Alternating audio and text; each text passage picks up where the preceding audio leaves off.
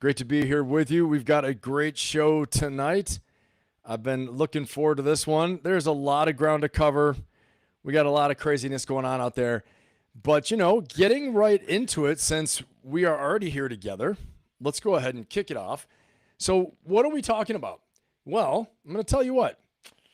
The possibility of going to World War III, right? As the title says, I said the truth about the ceasefire and why World War III is next. And we're going to get into that, okay? So first of all, according to game theory and strategic analysis, we are already in the preconditions of World War III architecture, okay? The players are assembled from around the globe, and the actual fighting is going on. And what's happening is we're stacking multiple strategic games and systems on top of each other, okay? And that each one of these things, the actors and players are trying to play different games. This is where the crazy instability comes from and where the stress comes from and how this could actually lead into World War III. Now, is it probable? Maybe. You decide. Possible? Definitely, okay? The only current firewalls I would even say that are holding us back are Russia and China's deeper involvement. And there are a couple scenarios that can take us there, okay? And we're going to get into that tonight. That's going to be the topic. We're going to roll right into it, okay? And I'll describe you what a few of these scenarios are briefly right now. And then we're going to do the deep dive later on and really get into this, okay? And in a minute here, I'll say some shout-outs to everybody. I see you all out there. I appreciate you all being here tonight. But let's talk about a few of the examples for what could lead to World War III, because the actors are already assembled. We've got Pakistan, nuclear-powered Pakistan, right? Nuclear-armed Pakistan involved. We've got China. You got Russia, both very interested. We've got Israel, the United States, Iran, obviously, okay? The rest of the Gulf Cooperation Council states, major oil-producing states, all those things, okay? Everything sizing up, all the players and actors are there, and the actual fighting is going on. But a few of these scenarios that could trigger this, for one example, a Chinese tanker getting sunk, okay? Russia seizing the opportunity to grab more territory in a weakened Europe. They drive through the Suwalki Gap, okay? They see Europe and the United States are kind of on the outs. NATO might be going away. We don't know. They're talking about, the U.S. has been talking about, in the Trump administration, talking about leaving NATO. You don't think Putin's licking his chops? Of course, okay? He's tied up in Ukraine, but he doesn't have to be. He could make a move, okay? Or China oil threatened by the U.S. seizure of the Straits of Hormuz. I want you to think about that. Why haven't we made these moves yet? Is it because of casualties and cost? Or is it actually because this might trigger China to get involved? Now, I will say, China gets 50%, okay? I double-checked this, triple-checked it. You can check it again. 50% of their overseas oil, okay, their shipped oil overseas through the Straits of Hormuz. Okay, that's quite a bit. Now, from Iran particularly, they get about 13% to 15%. Venezuela, they get 5%. So that's 20% of their oil taken away. The other GCC states, they can't ship through those Straits of Hormuz. So that's a full 50% of their oil energy needs, okay? Now, truth in advertising, not to be sensationalist, China has hedged for this for years, and I believe it's only about 6 to 10% of their actual energy needs are getting stopped. Now, do you think that would concern the United States if 10% of our required energy to run our country suddenly got shut off? Well, yeah, there's a 10% increase in cost, okay? A 10% increase in inflation of costs, getting energy from somewhere else. You're trying to grow. You're trying to increase energy. The only way countries can grow today in this AI era is to have more energy. Energy farms. You have to fuel these things. You got to fuel the economy. Growth, shipping, gasoline, okay? Food production, shipping of goods. All these things depend on oil, more or less, or connected to it, okay?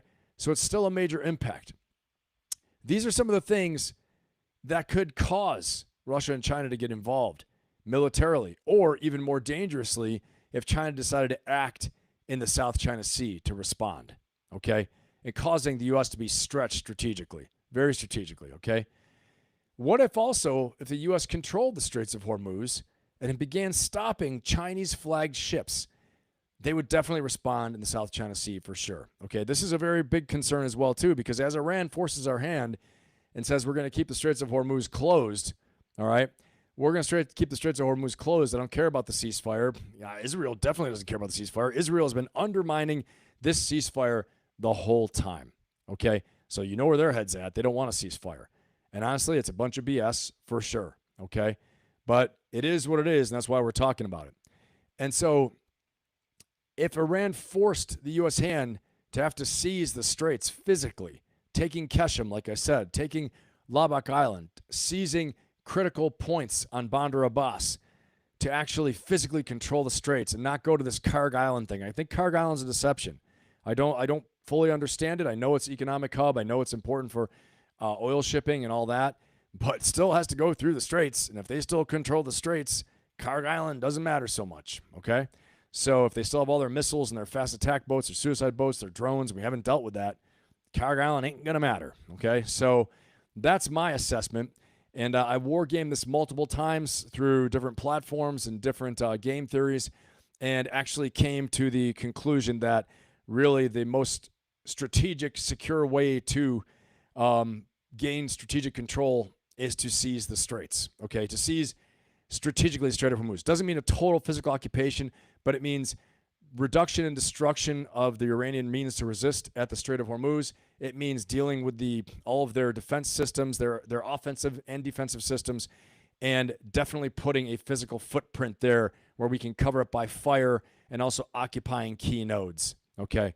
And possibly for follow-on forces to arrive as well, if need be, if this thing escalates. Because, I mean, come on, put a 1 in the chat if you think this war is going to continue. Okay, give me a 1 in the chat if you think the war will continue and the ceasefire is going to end. Okay, tell me what you think there, because that's what I think. All right, and before we get into everything, because I'm about to tell you a very cautionary tale. Okay, before we get into this World War III and we get into also the current ceasefire, why I know it's going to fail, okay, what it's all about. We're going to do our leadership profile like we always do, but we're taking a little journey into history. And we're going to do a leadership profile on our own president, Donald Trump, and some of his actions he's done and the words he's said. We have to judge people by what they say and what they do, okay? So we're going to take a little trip down memory lane all the way to ancient times and in the modern era. And we're going to take a look at other leaders and compare and contrast a few things and look at some similarities. But before I do that, okay, make sure you like, comment, and subscribe and share. And right now, if you think someone's going to be interested in this deep dive strategic analysis, go ahead and share it with your friends. Get them in here. This is going to be a great one tonight, everybody. All right, I'm telling you, it's going to be a great one. And again, give me a 1 in the chat if you think this ceasefire is going to collapse, this war is going to continue, okay? Because if you do, this is for you. I'm going to put my own 1 in the chat right now because that's what I think, everyone. All right? Let's go ahead and get into this. Let me see what we got in the chat right now. Lady Ann, what's going on? Good to have you. You were early joiner. Lisa Jones as well. Good to have you. And we got Mark. What's going on, Mark? Ireland Strong. Great to have you here. Who else we got out here? Let me see. Cedric, what's going on, brother? Good to have you, Cedric. You reviewing session 6? Awesome, man. Good. Let me know if you have any questions, okay? One of our fantastic Inner Circle members there. Propaganda, what's going on, man? Good to have you. Yep, Propaganda, I agree. The architecture is set for World War III. Yes, sir. La Diamond Dog, good on you, man. Good to have you here. Appreciate you joining us. I know it's late over there. Let's see here. Who else we got? Unsecure Signal, good to have you. Awesome. Stoned Actual, awesome. Good to have you.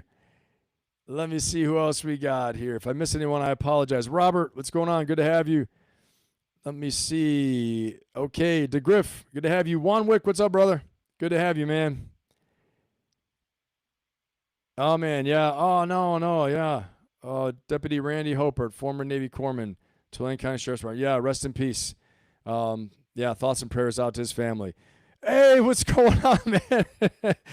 What's happening, Nate? Good to have you, man. I know you got your own thing going on right now, too, brother. You got a big thing going on. I appreciate you being over here, man. That's great. We got Nate Cornavaccio in here, guys. Valhalla VFT. Go check his stuff out. He has had some amazing shows lately, and I know you guys bounce over there, too. But you want to talk about informational, entertaining, holding your attention. Nate does it all, and he has a massive audience over there. So appreciate you being here, Nate. Fantastic.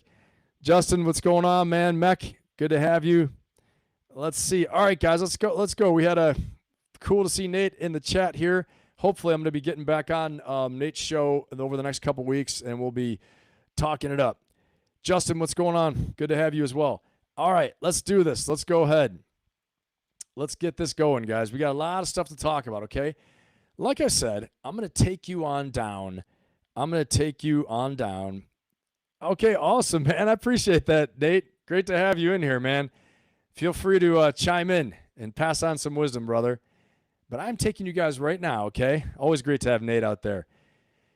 I'm taking you down a trip down memory lane, okay? We're going to talk about some things in history that might make you go, okay? Might make you wonder just a little bit what's going on. But let me give you guys, first of all, the basis. What is my basis for comparison? Well, it's funny you should ask that because I'm going to go ahead and I'm going to pull it up right now, okay? Where's our starting point? Because I always believe, just like in a negotiation, you have to have objective criteria that you're starting from, okay? We're starting from objective criteria. And what does that mean? That means we're starting from a point in time we can all agree upon was significant, okay? And so what I'm going to show you right now, I'm going to start off with some of President Trump's tweets, if I can find them here, okay? I'm going to find these real quick because these are like all over the place, all right? But we're going to start out with a couple of the tweets that I think are pretty important to take a look at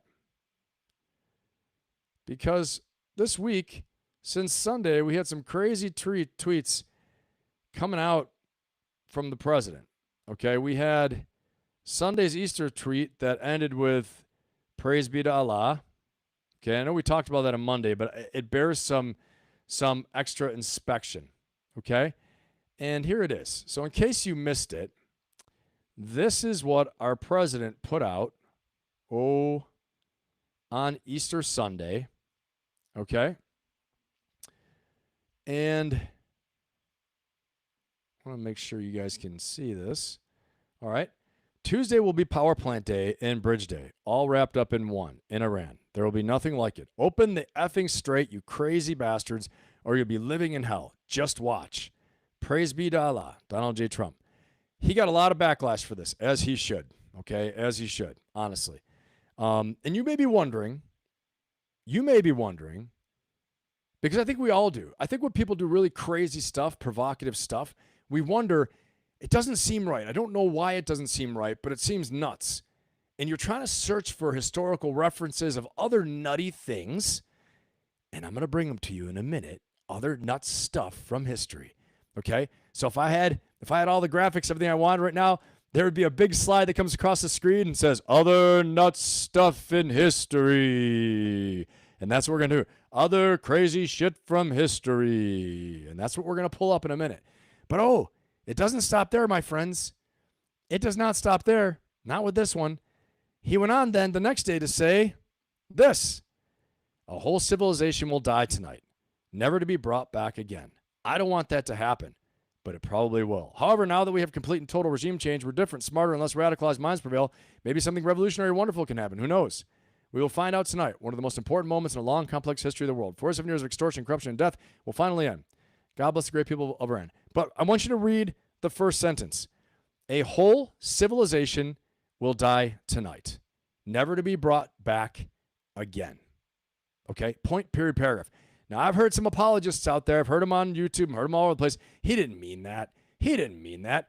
Well, wait a second. Hold on. There might be someone else we could say said something. They said something, and maybe they didn't mean it. Maybe they didn't mean it. Oh, I don't know. Maybe someone like this guy. Who's this? Oh, I don't know. Someone who wrote a book. And he told exactly what he was going to do in the book. So my advice to everyone, okay? My advice is when someone shows you who they are, you need to take them at their face value, especially when you're a world leader, Okay? So could he be doing bluster? Yes. Could he be doing crazy negotiation, acting good cop, bad cop? I'm crazy, I'll do it. Yes, he could. The same could have been said about Hitler. The same could have been said about a lot of leaders, okay, who we weren't sure if they're going to pull the trigger until they did, okay? So we won't know until they do. So I would say one of the things we would do in intelligence analysis is we assess leaders' speeches. And what do they say? The say-do gap. What do they say versus what do they do? President Trump is pretty much, I know people say taco, Trump always chickens out, but sometimes he just zigs and zags and does things. He'll say he's going to do it, and then he does it. More times than not, I think he says it, and then he does it, okay? And so as his crazy talk goes up, you need to take it seriously, all right? And you guys know me. I'm politically independent. I'm not like here to, destroy President Trump. He said this. It is in written form, okay? And I do have a problem with it. I think it's a little nutty because if you say that, you got to be ready to do it. Contrast that with another person in history, okay? Right here. Harry Truman. Harry Truman said that. Who did he say it to? The Japanese people in World War II. If you don't surrender, we will put a level of destruction the likes of which history has never seen. The world has never seen before. And they did it. Hiroshima, Nagasaki, okay? He warned them. He told them, don't test me. They had a third bomb ready to go. I don't know if you knew that. Third bomb is ready to go. And they surrendered. Now, arguably on levels of destruction, the nights preceding the Hiroshima and Nagasaki bombings, okay, the nights before in the Tokyo fire bombings were even worse. They were even worse in terms of death and destruction than the nuclear bombs. If you can even imagine. If you can even imagine that, a true statement, okay? So you might want to say, well, there's precedent for it. There's precedent then for what Trump said. Because Truman said it. Okay, big difference. We're in a declared war against enemies who declared war against us and all of our allies and pledged to our destruction. It was a massive war that cost 1 million lives. Attack on the U.S. homeland by the ones we bombed into oblivion. Killed 2,400 service people in one morning. Okay? Not over 40 years. And I don't even know if Iran's killed that many. All right? Now, I don't like Iran. I mean, Iran, bad dudes. They got in the game with us, fought. Military objectives, got it. Okay? What I have a particular problem with is the saying the destruction of a civilization. This is not World War II, nor was it before. They did. If they had nuclear weapons, they were pointing them at us saying, we're going to blow you up. Okay, go for it, man. Boom. Hit them. Hit them. Or if they were this close and we had evidence, hit them. Right? Do it. Do whatever you got to do. Not the case. Not the case. The level of bombing we did, okay, got it. But now to threaten the destruction of a civilization, you're getting out in front over your skis. We're losing credibility. And guess who else? Here it is. Drum roll, please. Everyone drum roll. I know you've been waiting for this. I've been telling you it's coming. Drum roll, please. Drum roll. Who else in history has said these things? Scipio Africanus had said these things. He said he would destroy Carthage and sow salt in the city so that nothing else would ever exist, nothing could grow. They would destroy every man, woman, and child or enslave them, and they would ensure that history would never even remember a single artifact of Carthage. They destroyed every stone. They tilled the fields, and they sowed salt so nothing could ever grow there again. Okay?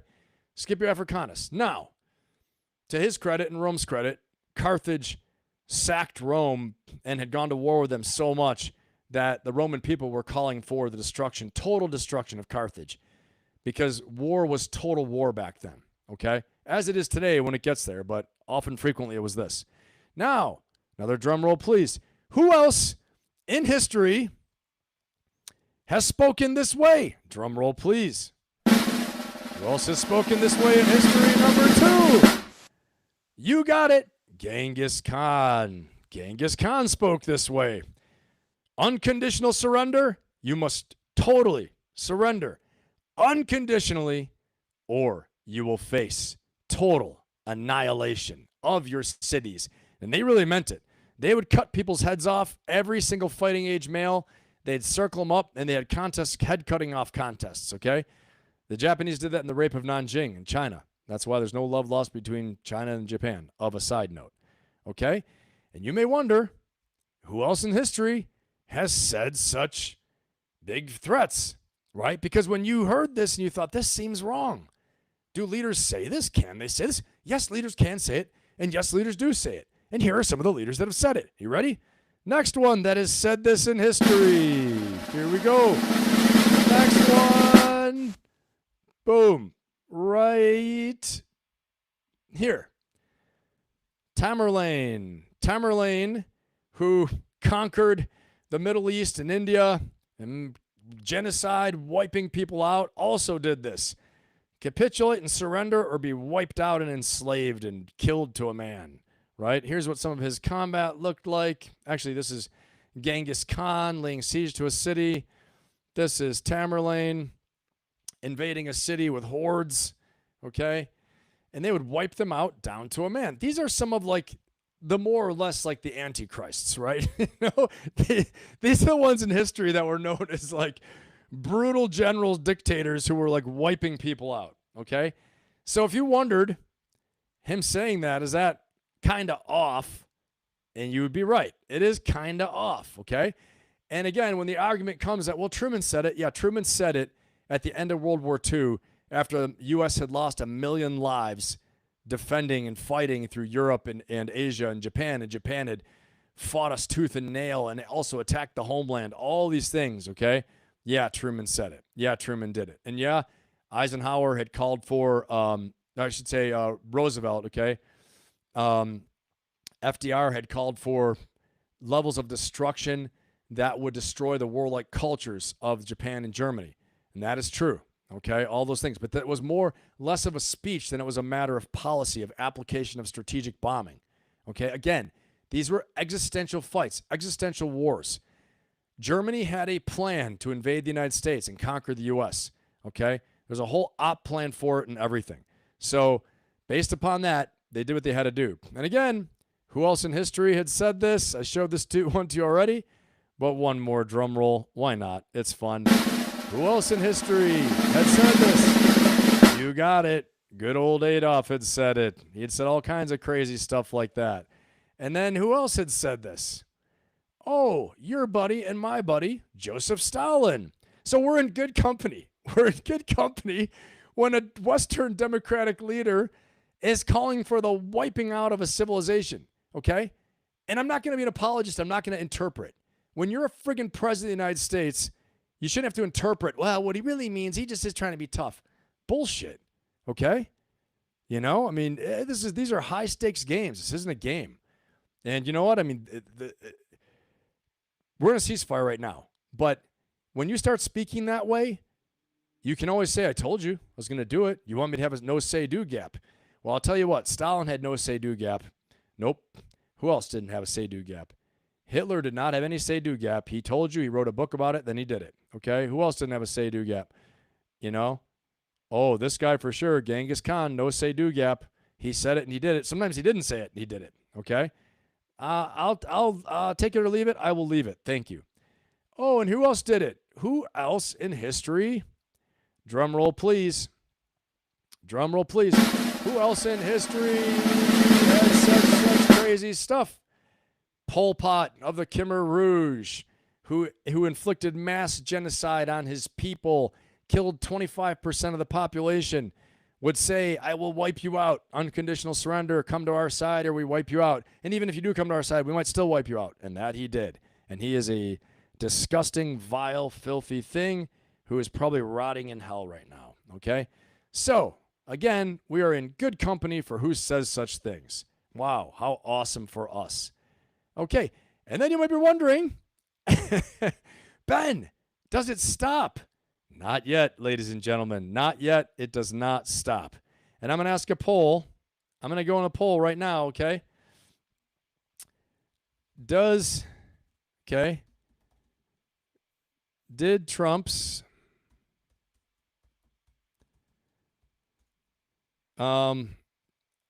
post about wiping out civilization or wiping out Iran shock you? Just a little quick poll. Keep it going. Okay. Did that shock you? This is a short poll. We'll put a bigger one up later. Okay. The bigger one will be on the main theme. Just jump in there and vote on me. Yes and no. I know it's a hard one because sometimes it's not shocking. He says a lot of wacky stuff, right? At this point, it is what it is. I try to be respectful and all that stuff, but, when respect is earned as well. Okay, next question, everyone. Give me in the chat, who do you think in the timeline of history around the world, who's after Pol Pot, but before our current era now? So I'm going to give you a little hint. Between the 1970s and 2000s, who else used language like this, that they will wipe out whole peoples and kill cities and towns and wipe out ethnicities? Who else did that? Put it in the chat, and I'll give you a minute to answer. And a drum roll before I put the next one up. Because if you were wondering again, is this off? This feels off, Ben. This feels very strange. Okay? I'm showing you why it feels very strange. It feels very freaking strange because it is. The United States president's talking like Pol Pot. The United States president's talking like Genghis Khan. The United States president's talking like freaking Hitler and like Stalin. Scipio Africanus, okay, he was actually a real hero that defended Rome. Carthage had conquered them, wiped them out, as maybe a different reference. But he still spoke like that. I will wipe you out to every man, woman, and child. No one will ever remember your society, okay? Savage stuff. So, yeah, President Trump is not Scipio Africanus, right? We're not in that type of existential struggle, right, where we have to fight our way out of the hole of being conquered. All right, let's see what we got in the chat. Let's see what responses we have here. Khrushchev. Okay, yep. Khrushchev, that's a good one, Mark. Yep, Khrushchev actually did. He just didn't follow through, right? Let's see. Let's see here. Germany did it. Yep, okay. Khrushchev is true. Yeah, Saddam. Juan Wick. Boom. Juan Wick. Everybody gets we get a round of applause for Juan Wick. Juan Wick crushed it. Round of applause, Juan Wick. Great job. If my clapper works. Hold on 1 second. We got to get it to work. Wait 1 second. We need cheering for Juan Wick because he got this right. There we go. Saddam Hussein. So damn insane. So damn insane was the next one. Juan Wick, 1st Battalion, 7th Marines, Alpha Company alum, who was a desert warrior. He knew it well. He knew his enemy very well, ladies and gentlemen. Great job, brother. That is very impressive, you remember. Yep, so damn insane. Saddam Hussein was the next one, okay? He spoke like this. Wow, you mean to say that we're so lucky that we have a president that speaks like Saddam Hussein spoke, and like Pol Pot, and like Stalin, and like Hitler, and like Genghis Khan? And I know it sounds kind of cool to talk like Genghis Khan, but not so cool in practice, right, for a Western democracy. And we spoke like, Tamerlane, all these people that wiped out whole cities and countries and burned everything to the ground and enslaved people. Awesome. How cool, right? How cool. All right. Very interesting. But there's more. But wait, there's more. There's more. And the next one, who else did he talk like? You guessed it. Kim Jong-un, who will wipe people from the face of the earth and launch missiles and do all this stuff. So, it goes on and on and on and on. And if you thought it was wrong, you thought right. And now our president is the one who has used that type of language and said it. And here's my thing. My thing is this. You take him at his word, okay? We got to take him at his word because you can say he's bluffing. You can say all this and that. But I'll tell you what, any leader knows that you can't produce the weapon and point it at someone and not use it. You can't say you're going to do something and then not use it and not do it without really good justification because you lose credibility. And here's the issue. When you lose credibility, you lose people's belief in you. Money is not a real thing. Let's just examine a concept. Money is not a real thing, just like power is not a real thing. Power exists in the minds of people. If they believe you have power, you have it. If they don't, they will challenge you, and then you have to expend power to make them believe you have it, okay? Which costs you a lot. You'd rather have them believing you have power, which is really influence, okay, the art of influence, and not having to prove it every time, and then just take your word for it, than proving you don't, or you're afraid to use it, or you don't know how to use it, okay, and making them challenge you, which is where we are right now. Now, the United States has plenty of power left, tons of military power, tons of economic power, all those things. But when they stop believing in our word, okay, that when we say something, we're going to do it, the say-do gap, like Harry Truman said, look, I'm gonna do something that the history of the world's never seen before, and I'm going to do it a couple times until you quit. And they're like, yeah, Harry Truman, flipping them off, right, whatever. Yeah. Pfft. Okay, watch this. Bam. First, it was firebombing. They killed 40,000 people in one night with firebombing, sometimes 80,000, more than I think Nagasaki. Then he's like, yeah, okay, that didn't work. You don't care? Watch this. Hiroshima, Nagasaki, and then they quit, okay? Terrible, horrible, but history gives him legitimacy because of the context of the war and the warnings and the attack on the United States and the length and the declared war officially by Germany and Japan against the U.S., okay? That's why you can't use the Truman talk and Truman's threat saying like, it's just doing the same thing Truman did. No, it's a different context, a different thing totally. It doesn't fit, okay? It doesn't legitimize what he said. He said it, and then we didn't do it because it didn't fit. And now what? We look like we don't know what the hell we're doing. That's what, okay? And so you don't think China's noting that? A little crazy helter-skelter over there. Okay. You know, China just keeps on going, keeps growing. They look like the big boys in the room. They look like the adults in the room now. Okay, and I can go on and on and on about this, but that's what I think. Okay, and this is my intro to the road march to World War III or a quagmire into Iran on the proportions of a mix between an Iraq and Vietnam level, okay? Make no mistake, Vietnam was horrible and nasty. We lost 58,000 people over 10 years there. I think we lost 4,800 or 5,000, about 5,000 in Iraq over 9 years. Okay, so these are different, two different levels of war, right? And also technology as well, too. But put it in the chat, guys. Let me see what your vote is on that. I'm going to take a look here. And we're going to get into the rest of this in a minute. I'm going to interact with the chat a little bit, guys. Welcome if you're new here. Please like, subscribe, share. Great to have you. Welcome to the best chat in YouTube. Not said by me, but said by everybody who visits here. I say it too. I love you guys. But they are the real stars of the show. I'm just setting up I just have the event, and I'm in the background having the fun here and, putting on some entertainment, some information. And these guys are the real stars of the show in the chat. You guys run a great ship over here. So welcome if you're new. You can agree to disagree. You can debate. You can argue, all the stuff like that. And you're going to find a really cool, supportive group that might debate with you, but you're never going to see any crazy, wacky stuff, because if so, see you later. You won't last. So that's it. Appreciate it, Sauce. Yeah, man. I got to train. Been training for sure. So let's see here. Let me see where we at with our little poll. 18 votes. No one's surprised. They're embarrassed. I saw that too. Okay. New poll. A new poll. All right. New poll. And the poll is this. Do you think we are headed for a larger and longer war, aka World War III? But I'll say larger and longer war because it could be regional.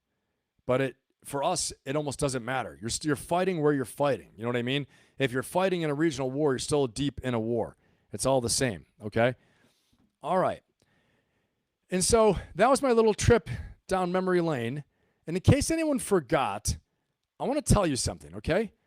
When Hitler wrote Mein Kampf about political beliefs and future plans for Germany, he included his ideas in racial purity, anti-Semitism, all these things, the need for living space in Eastern Europe, and also the need for a greater unified Germany of the German peoples and German-speaking peoples. He justified his aggression through these ideas, okay? So when you hear leaders talking about ideas and they don't immediately seem aggressive, but they seem like they could lead to aggression, you got to really sit up and pay attention, all right? Because usually when leaders are telling you things and saying things, they are concerned about the say-do gap, okay? I mean, clearly on the campaign promises, President Trump's not concerned about the say-do gap, right? He's made a lot of promises and hasn't kept them, okay? But I do think in terms of global credibility, the say-do gap is very important because when people make speeches and do all these things, they're testing out their ideas. They're trying to see, what do you think about what I'm saying? And if the backlash is strong, they may change what they're saying a little bit, right? Or you won't get elected or you won't last in office. But if you start getting some support or people are apologizing for what the leader's saying, oh, you don't understand, that's not what they meant. Well, why'd they say it? You'd mean to say that our president doesn't know how to say what he means and mean what he says? You mean he doesn't know basics like that? No, he's just talking crazy. Well, at the craziest time, okay, but he's talking crazy, one. Number two, at the craziest times in our history, our president didn't talk crazy. He spoke directly. I'm going to bomb the shit out of you, like the likes of which the world has never seen, and I'm going to give you 3 days. No, you don't want to surrender? Do it. Boom, they did it, okay? One. Two, talking crazy, I showed you who else in history that's like. Is that what we want? Do we want to be like Genghis Khan, Stalin, Hitler, Pol Pot, Kim Jong-un, Tamerlane, okay? You name it. All these people I put up there. Wacky stuff. Really crazy, right? And there are more. There are more people that I didn't even put up there. But so we have to think about that, okay? And again, this fits right into why are we marching towards a larger war? We cannot stop right now. The only way we can stop is this, is if right now we basically have to admit that the Iranians got us, okay? Yes, we beat the crap out of them. Yes, we did. We beat the crap out of them. We destroyed their military. We destroyed their Air Force, their Navy, much of their missile systems, all the stuff like that. They are messed the hell up. We killed a ton of their leadership. But we didn't meet our strategic objectives, okay? If we wanted to beat them up a little bit, if we said, this is a punitive campaign, we're going to mess you up, we're going to cost you a lot of money, we're going to hurt your armed forces, probably beyond repair for a decade or two, okay?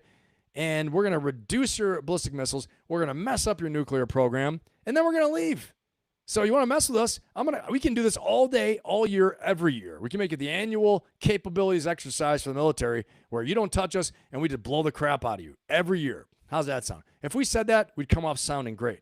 But we had unconditional surrender, ending the nuclear program, give us the fissile material, the enriched uranium, give us the, you're no longer going to have ballistic missiles, all this stuff like that. And this is where the credibility comes in. And where is that tied to? Guys, it's tied to economic power because when you have a system that's based on the gold standard, you have it underpinned by the dollar. Let me correct myself. When you have the dollar is the global reserve currency, okay? People are betting that the U.S. can protect you. The U.S. can support you. The U.S. can loan you money, right? When that's no longer the case because like the U.S. can't support us, can't protect us, they can't manage their own house. They're trillions in debt. They're getting in all these wars. They're losing money, okay? They're breaking up alliances. They're causing global economic shocks, which we are right now, okay? And I'll go to the tracker here in a minute, the Strait of Hormuz tracker. This is what happens. We lose perceived power in the world, okay? So we lose perceived power, and people no longer think we're as powerful as we say we are. And so, therefore, we have to then prove it, which costs us a lot of blood and a lot of treasure and a lot of alliances that we've built up over the past 100 years, okay? And so let's take a look now. We're going to get into World War III predictions here in a second, but I'm going to go back in the chat, see where we're at. Yeah, pray that we don't. Yep. Hey, thanks, One Wick. I see you in there. Okay, Cedric, hell yeah, and watch for second, third order consequences, especially in the upcoming next two presidential elections. I think it will stop at some point. Okay. Juan Wick's asking, what was the strategy for the Melania speech? I don't know. Honestly, I think I've heard a few things. I've heard a few things that she's really actually upset with everything that's going on. I've heard that. I've heard also she's just so disconnected and she just decided to take the opportunity for the ceasefire to talk about it. But it's really bad timing for the president, for her husband, to bring the Epstein files up again, right? Because arguably, this might be one of the reasons, right? Timing was strange. Very strange. I agree with you. Let's see. Well, a book in the UK was released yesterday with Epstein quoted saying he had her a year before. Wow. Okay. Yeah. Okay. I heard some things about some audio files being released too that shows what's going on, Brian. Good to have you, man. Always great to have you here. But I heard some things about also about an audio file being released that shows a real connection between Melania and Epstein as well. So there's a lot there, and I think the plot is going to thicken for sure on this. Okay. Do we need political reform in the U.S., Cedric? Yes, we do. We do 100%. Okay. I don't have all the answers on that, but I do think we definitely do need it. If anything, we just need transparency and accountability. If nothing else, we need to the political reform needs to be transparency, accountability, corruption, graft, all these things like that. We need to end that, okay? So, yeah, that's right. Yeah, Cedric, I know. Hey, if it's possible at the First Lady, Trump ain't going to like that for sure. Nope, he won't. I think it was a stupid time thing. Some people say it's because she's so kind of upset with him and disgusted. She decided to, hit him when he's down type of thing. But we shall see. All right, so let's jump in here. Talking about World War III, okay? I've got a little clip to play from Ray Dalio, from Tom Ballew, actually, who is has a clip from Ray Dalio, a little post he made. Ray Dalio is a famous financier, hedge fund manager, or I should say investment fund manager who made billions and has written a lot of books about economic trends and history. His big thing right now is he tries to teach other people how to make money and how to, get ahead in life, things like that. But he's written books that, based upon his analysis of the global financial trends and markets and how he can predict world events based upon global financial trends and economic trends, okay? So let's listen to this clip really quick, because here's a guy who uses quantitative data analysis. This isn't, Ben Pappas trusting his gut or, somebody saying, looks like we're going to war, right? This is, I don't always do that. I always look at evidence as well too, but this is real quantitative analysis being done on the economies and economic trends. And he says we're in World War III right now. All right, here we go. Posted the big thing. We are in a world war that isn't going to end anytime soon. So he thinks this is just the first domino of a much larger arrangement of dominoes that is set to happen. Do you share this notion that this is Iran there might not be bombs going off right now, but there's still some economic warfare and things that are still going to be active? Yes is the fast answer. Mm-hmm. I do agree that he is clocking this the most wisely. I've had a feeling for maybe 6 months that I could not put words to the way that I always thought. And guys, if you don't know Tom Ballew, this is the guy speaking right now. Tom Ballew is the founder of Quest. If you like Quest bars, the protein bars, or Quest shakes, he's the founder of Quest, okay? He's an entrepreneur who exited Quest for $1 billion. He made $1 billion. His partner made $1 billion. And he also had several other companies before, but had failed. So he's got a really good story. Technology companies that he got out of. And then he created Quest to try to create better protein bars for people, stuff like that. And he did it. So this is who he is. Very bright guy, very sharp, very analytical, calls it like he sees it. I believe he's politically independent as well. So I like a lot of things he has to say because he doesn't really pull any punches. So let's listen some more. Of it in my own head is that when you take a stem cell and you make it pluripotent, you can run into problems where like cancer start forming because that cell doesn't know what it's supposed to be anymore. Mm-hmm. Same with, there's a jellyfish that is technically immortal. It will only die via trauma. Otherwise, what it does is basically it decoheres into essentially pluripotent stem cells where it's like, what am I? So it becomes like this sort of. All right, so I don't know what he's talking about right now. Maybe you guys do, but I think he's going to go into World War III and why the current mess up of, I think he's talking about the international system and the previous rules-based world order that the United States was the leader of and how it's disintegrating. And now the world doesn't know as an organism what it should be. And people are competing and fighting and all these things like that, okay? That's where I think he's going. Let's listen some more. Gelatinous blob, and then it reconstitutes itself. That's what I feel like is happening to the world.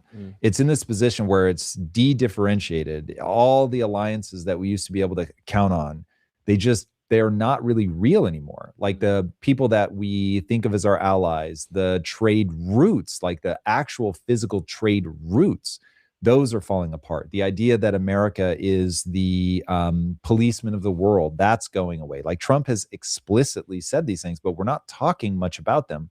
And so when I watch the markets, I see a market reacting as if these are temporary things and everything's just going to go back to normal.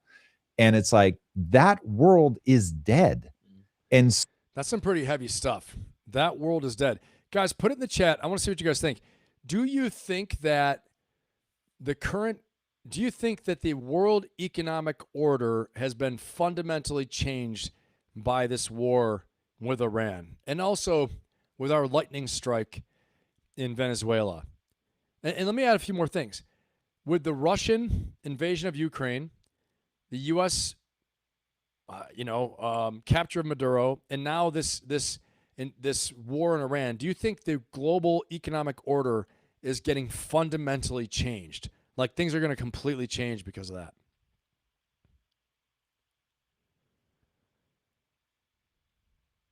Tell me what you guys think. Okay, I want to see. I'm just looking right now to see. And give me a 1. If you think the global economic order has fundamentally changed, give me a 1. If not, give me a 0. Or if it's about to change, okay? Yes, it has. Okay, thanks, Lamont. Appreciate it. All right, let's keep on going. Let's a little bit more. I think this is really a valuable interview. So that feeling is very unnerving. I do not like the way that truth makes me feel. But when I read Ray Dalio's analysis, at least it gives you a map forward of how these things tend to play out. Now, the only thing I can tell you is anytime we believe we have mapped things accurately, people start reacting to that feeling that we have it mapped out accurately. All right, so let's listen. I'm going to put something else up here for you guys right now real quick, okay? We are going to look at the Strait of Hormuz tracker, okay? So let's see. When last we met our heroes, okay, when last we were together, this is the newest restriction since April 7th, okay, since the quote-unquote ceasefire. It has been 3 days, okay? But this has really been since the 28th day. This is around like the 44th day of closure. Now, it was closed before. Now it's restricted for 3 days. So right here we see how many ships are transiting through the straits. You can see this right here is the straits, okay? You see these little yellow lines right here are the straits. I'm going to zoom in a little bit for everyone. All right, let me zoom it in. There's Keshem Island. There's Larak. Hormuz Island. Okay, Keshem is the one I say we should take. Bandar Abbas is right here. Inbound, outbound traffic. There's outbound, inbound. Okay. 7 ships transiting. Vessels waiting. I believe that there are over 200 vessels waiting, just like the other day on Monday. This current time, 3 ships transiting at this moment. Extreme war risk insurance is extreme. Daily throughput is down 530,000 tons. Brent crude oil, okay? We are up $8 per barrel since we met on Monday, okay? I want you to think about that. We're up $8 per barrel since we met on Monday. Actually, in 24 hours, but since Monday for sure, okay? So you guys tell me in the chat. Go ahead and look it up. Someone look it up. What's the current price of Brent per barrel?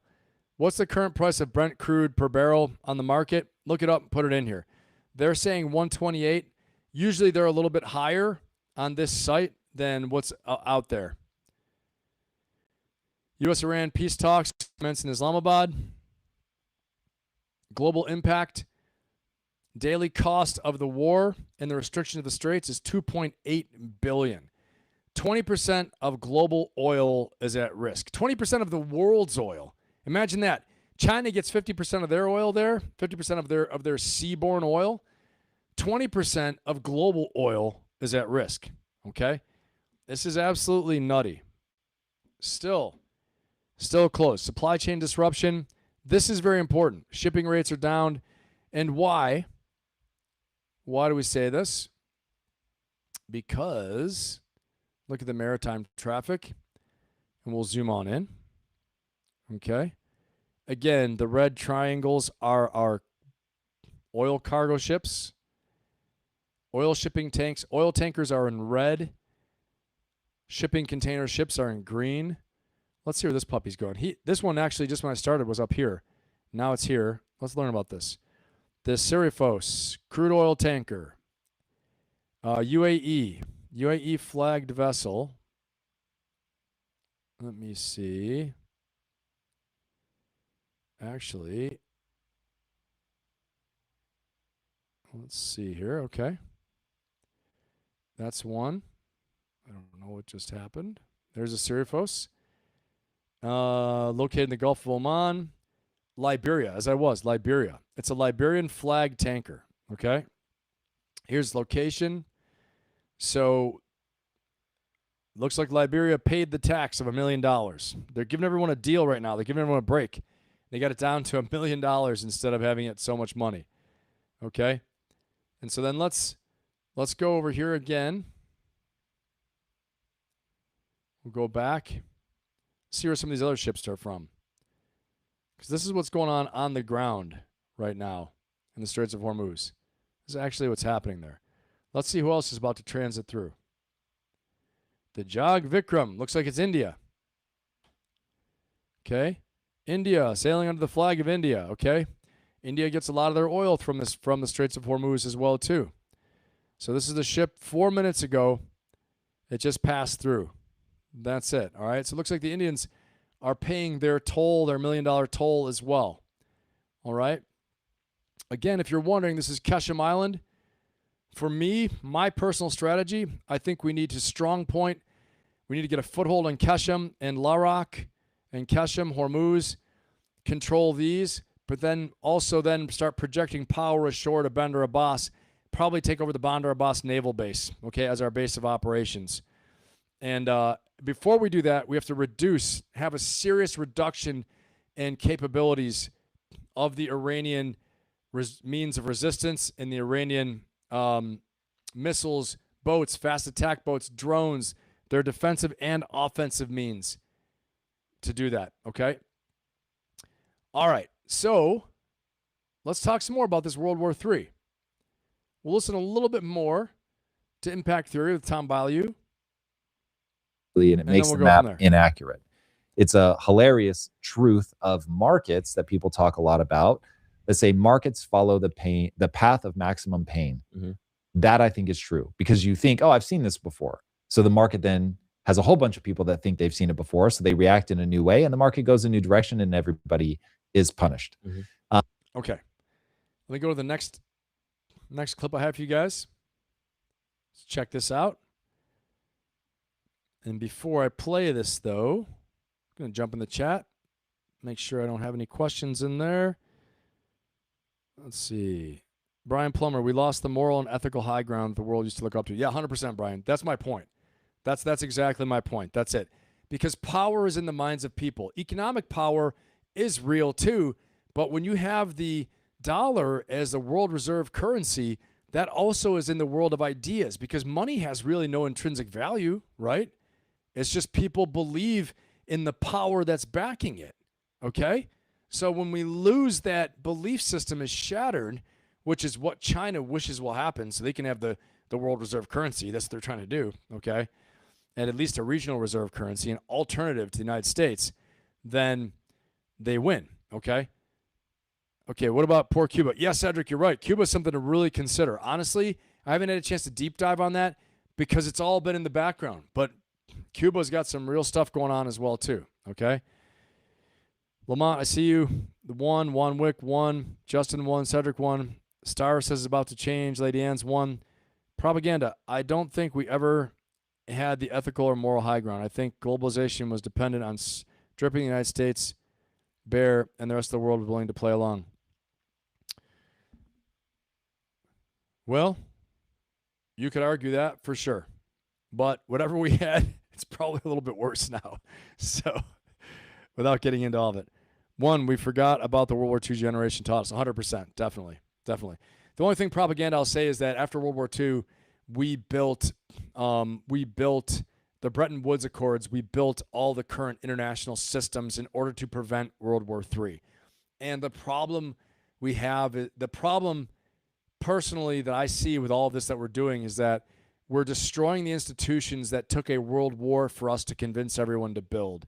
And yes, we're footing the bill for them, but they've been ways for us to project power across the world, diplomatically project power, economically project power, and militarily project power, okay?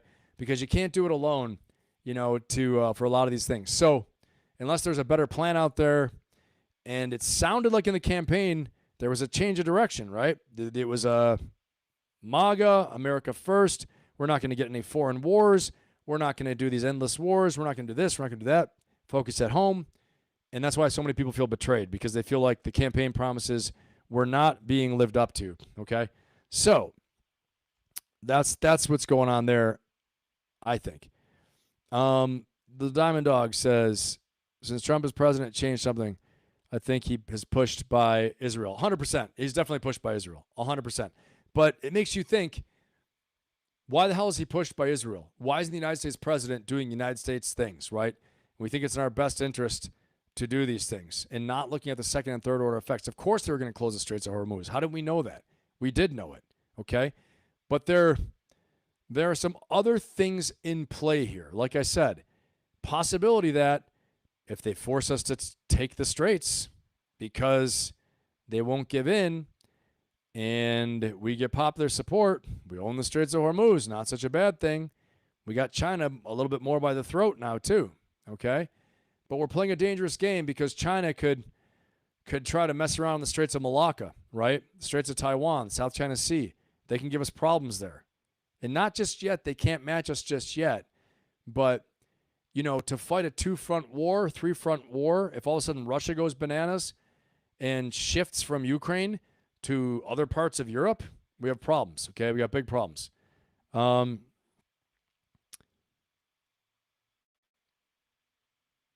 I trade the market, and every time Saucy says, I trade the market, and every time this dude speaks, boom, someone makes like $150 million. Yeah, I think, and Saucy, I'm not so naive to think that that's not happening. I think he's making his friends a lot of money. I think he's making himself a lot of money. And his friends all have reserve money. They know to go in when war happens, when he eases off, buy back in, okay? Or you already bought in when it's bad. So that, the market goes up, prices go up, they make money. 100%. He said this at the beginning of his term. He told everybody, he said, economic pressure is hard right now. It's going to be tough. The very beginning of his term, okay? He said the only people who won't make money and get rich are people who are weak. He said that. Unfortunately, there are a lot of weak people, who don't have the know-how or the money, all those things like that. But he said, yeah, it's going to be hard. The economy is going to go down. Austerity is going to be tough. Doge is going to be tough. Cutting people. All these things he announced within the first quarter he was president, okay? I'll never forget this.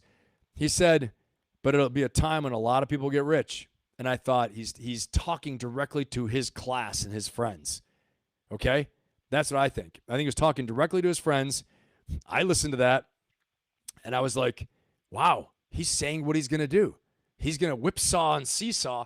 And Saucy, I'm glad you brought this up. He's going to whipsaw and seesaw the world and the economy. It's going to create oscillations in the economic. You like that? It's like my breakdancing, right? The economic pattern so that you can, you can sell, you can buy. You can sell, you can buy. Look at Bitcoin. Isn't it interesting? And you guys put a 1 in the chat if you agree with me on this.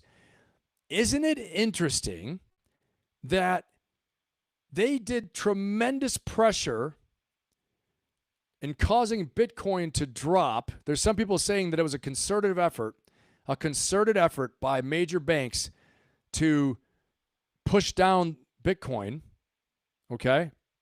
Some of the conspiracy things I've been reading, in order for the institutional investors to snatch up Bitcoin at a bargain. It was $126,000 per Bitcoin. Then it went down to 60. And what do you see, okay? Because I read the Bitcoin news every day. You see institutional investors, JP Morgan, BlackRock, Big banks are jumping in and buying up Bitcoin. Little investors are all exiting, leaving because they're getting crushed, right? So real things. And imagine that. It's just the time when his family starts a Bitcoin fund. You don't think his sons are capitalizing on that and accumulating, and now you're going to see Bitcoin fly up. You're going to see it go up. I guarantee you're going to see it go back up now. This period was a buying opportunity for a lot of big investors. And so now it's going to fly back up. So, Saucy, great point. I'm glad you brought that up. Again, we got the smartest chat on YouTube. Like I said, you got a lot of smart people in here that bring up great points. Juan Wick, I see you ones across the board. Yeah, the Diamond Dog, that's right. Helter Seltzer, Nick, what's going on? The president basically doing a sponsored tweet for Palantir in the middle of a war. We started as a real fun new development. Yeah, exactly, 100%. Yeah. There's a lot of crazy stuff. Yep, that's right. Yeah, I don't know. Propaganda, I don't know. I don't know what they gain from that. I agree. Steven, what's going on, man? 100% manipulation. I agree. He knows what to say. He knows what to do. All you can do, right, guys? All we can do is focus on what we can control. Don't let the markets, don't let the news rage bait you, get you out of your zone. Don't get frustrated and blame the administration for everything. The smart thing to do is to see how it can benefit you, how you can use it, especially if you realize what's going on. If you have some financial knowledge or you realize what's going on, okay, we're at war, things will go down. If you can buy into the Dow Jones Industrial Average, okay, or if you can buy into the S&P 500, or if you're in a position to buy some crypto while it's down, okay? When this war ends and if we start getting some good news and some good numbers, things will go up.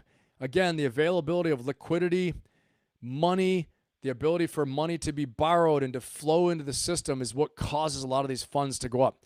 Petrodollars will flow again. The petrodollars were supporting our AI development and our artificial intelligence bubble, more or less our bubble, okay? So when the petrodollars flow again, I'm telling you, and this is a great conversation. Saucy, I'm glad you made the comment. When the petrodollars flow and the oil starts flowing, you're going to look to see an explosion, I think, in markets. You're going to look to see, prices dropping, the animal forces being unleashed in the marketplace, as Adam Smith said in his book, The Wealth of Nations, right, about capitalism and trading. An old book from 1700s. But The Wealth of Nations, Adam Smith said, capitalism involves the animal spirits in the economy. When the animal forces, animal spirits are unleashed, that means people are opportunistic. They're seizing. They're taking opportunity. They're taking risk. Okay? Look to see that all happening when this war ends.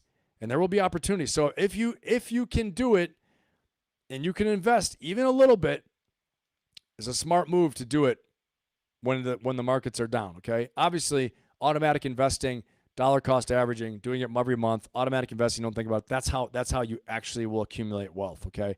But I'm just saying. These are some of the things to think about. Focus on what you can control. You guys know me. The purpose of this channel is to upgrade your life, improve your lives, okay? We deal with the forces out there, the rage bait, the uncertainty, the risks, the danger, the world on fire, and we talk about how we can deal with it, what we can do, okay? Incidentally, tomorrow, I have my free live seminar. The link is in the chat, okay? It's pinned in the chat because Lady Ann taught me how to do that last time. Sign up for it. Costs you nothing. It's free. We're going to go for, 2 hours or so, maybe 3. We'll see how many people are there. But right now, I've already got like 30 to about 31, 32 people registered. And so we're going to talk about strategies, how to overcome fear, push through uncertainty, how to get clear and focused, and to make a breakthrough this year in 2026, okay? All the way from strategy, personal strategy, whether it's for, achieving goals, finance, all things like that, all the way into building an unstoppable mindset, okay? And I'm going to tell you about my Ferocious Optimism coaching membership and community and how you can join it as well, too, and answer any questions anybody has. And for those of you guys in the chat, your regulars here, that'll just be another fun continuation, but it'll be over Zoom, so we actually get to see each other. We get to talk, put a face with some of the names, and a voice with some of the names as well. It'll be super cool. So please sign up. It'll be great. And don't forget, if you're new here, don't forget to subscribe, subscribe, share, get your friends in here. We have a great time. Many people will say that this is the most intelligent chat and best chat they have been on in YouTube, because we got some super cool people here. I'm just providing the entertainment and information, and these guys make it all happen in the chat and keep it very, very cool and very supportive. And so I appreciate all you guys. And let me get back to some questions here. Okay, Brian, empathy and grit can exist together without conflict. 100%, I agree with that.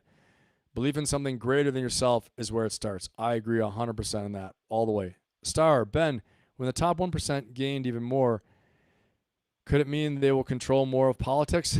You know, I don't know. I think they already control everything they can control, honestly. So we will see. The Fed injected $70 trillion twice in a month. Yep. Quantitative easing is alive and well. QE is alive and well. But the scary thing is there's two types of QE. One does not cause inflation. The other one does. Without turning this into a big class on that, we want to hope it's the kind that doesn't cause inflation, because inflation in housing prices and things like that are how the rich get richer too, because the house price goes up. But this is why we have a K-shaped economy where the rich and powerful are getting richer, and it's shaped like a K, right? So the rich and powerful are getting more rich, and the poor, low skill are the ones who are getting left behind. Okay, it's unfortunate, but this is the reality of it. So see how you can use AI to help you. That's one of my big recommendations. Awesome. Great, Lady Ann. Awesome. They'll be great to have you in there. All right, let's see. Okay. SG Visions, your message was retracted, but great to have you here. ALPAC money to much influence. Yeah, APAC money. Yeah, I think so. I think they have a lot of those super PACs and things like that have a lot of influence as well, all the way for sure. For sure there, One Wick. Stoned. Trump's $1 billion funding from AIPAC seems to be the reason he sold the value of his party and the message of America's first. Might be. Stoned actually was a great point. Yep, that might be it. Okay. SG Visions. What would happen if Trump declared victory and left the Strait of Hormuz? The U.S. doesn't get much oil from Iran. Would they target ships from other countries, or would the situation stabilize? There are two schools of thought on that, right? If we just up and leave the straits right now, one, like I said, U.S. credibility will be significantly damaged, right? And so the idea of our power, again, power exists in people's minds and countries' minds. The idea of our power will drop dramatically in the eyes of the world, okay? Would that be a smart move right now to do? I mean, for short term, sure, okay? But our allies in the GCC, the Arab states, will not like us for that. UAE, Qatar, Saudi Arabia, and Kuwait are all calling for finishing the job in Iran and making sure that Iran doesn't bounce back and just start attacking everyone again. Look, they've already seized the Straits of Hormuz. They're saying on a condition of their negotiations that they will own the straits. Okay, like this is their reparation. We're going to own the straits and make money from it. See, you attacked us. We didn't own the straits before. We just could control it. We could threaten to shut it down, but we never claimed it and owned it. Now they've claimed it and owned it because they feel like the world fought against them. Hey, that's illegal, first of all. Not okay. So I think we're going to hurt our allies. And we also leave the straits susceptible to being closed again. Who else? If we can't open it, if the United States can't open it, who's going to open it? We leave it alone to the Iranians to close off the world economy. These global shocks of oil will hurt everybody, okay? Oil is a global commodity. And so what happens is that when you have oil prices anywhere, or oil supply and demand, right? So when the people have to get more oil, they can't get in the Straits of Hormuz. President Trump says, buy it from us, okay?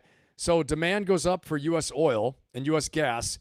When demand goes up, price goes up, okay? Supply and demand, basic economics. And so the Straits of Hormuz is cutting off 20% of the world's oil. So simple math, it's not true actually like this, but simple math, expect at least a 20% ding, 20% damage to the global world economy. 20% is a lot, okay? 10% is like a bear market. 20% is a recession, okay? Put it in perspective, right? So there are many that on Monday we talked about it, but many people say that we are in a recession right now, even Jamie Dimon, okay? Some of you said we're in a depression, start of a depression. I think probably recession is more accurate, but some people feel like they're in a depression. All right, let's keep rolling here, guys. And Brian Plummer's got one more. Also, losing a foothold in the Middle East while Pakistan is fighting Islamic extremists in its own borders and has nukes has dire. Yes, 100%. What if Pakistan clicks off safe and bombs India? Because these things will cause pressure and stress in other places where people may not want to fight us, but they might want to fight other people. Okay? So there's a lot to be considered here. So the U.S.'s word as the, reserve currency, but then also as the most powerful nation in the world, the perceived power goes down. And then we have to prove ourselves again, like I said. That's a dangerous game, an expensive game as well. All right, let's look at this next one here. I didn't get to play it yet. Here we go.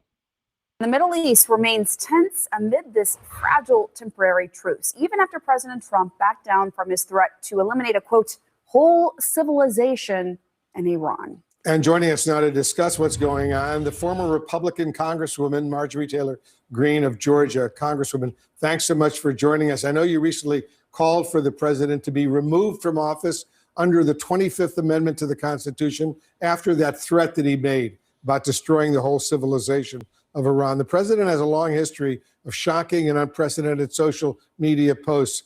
Why was this the final straw for you? Because it's absolute madness. How can any person that is mentally stable call for an entire civilization of people to be murdered, to be wiped out, to never come back? Thank you. Exactly. And like I said, hey, I've said it before, right? Marine Corps officer. I'm not one that, really has ever been critical of presidents and politicians and all those things like that. Never really liked them. First of all, okay, never really paid attention to them that much when I was active duty, right? Did my job, did what I had to do.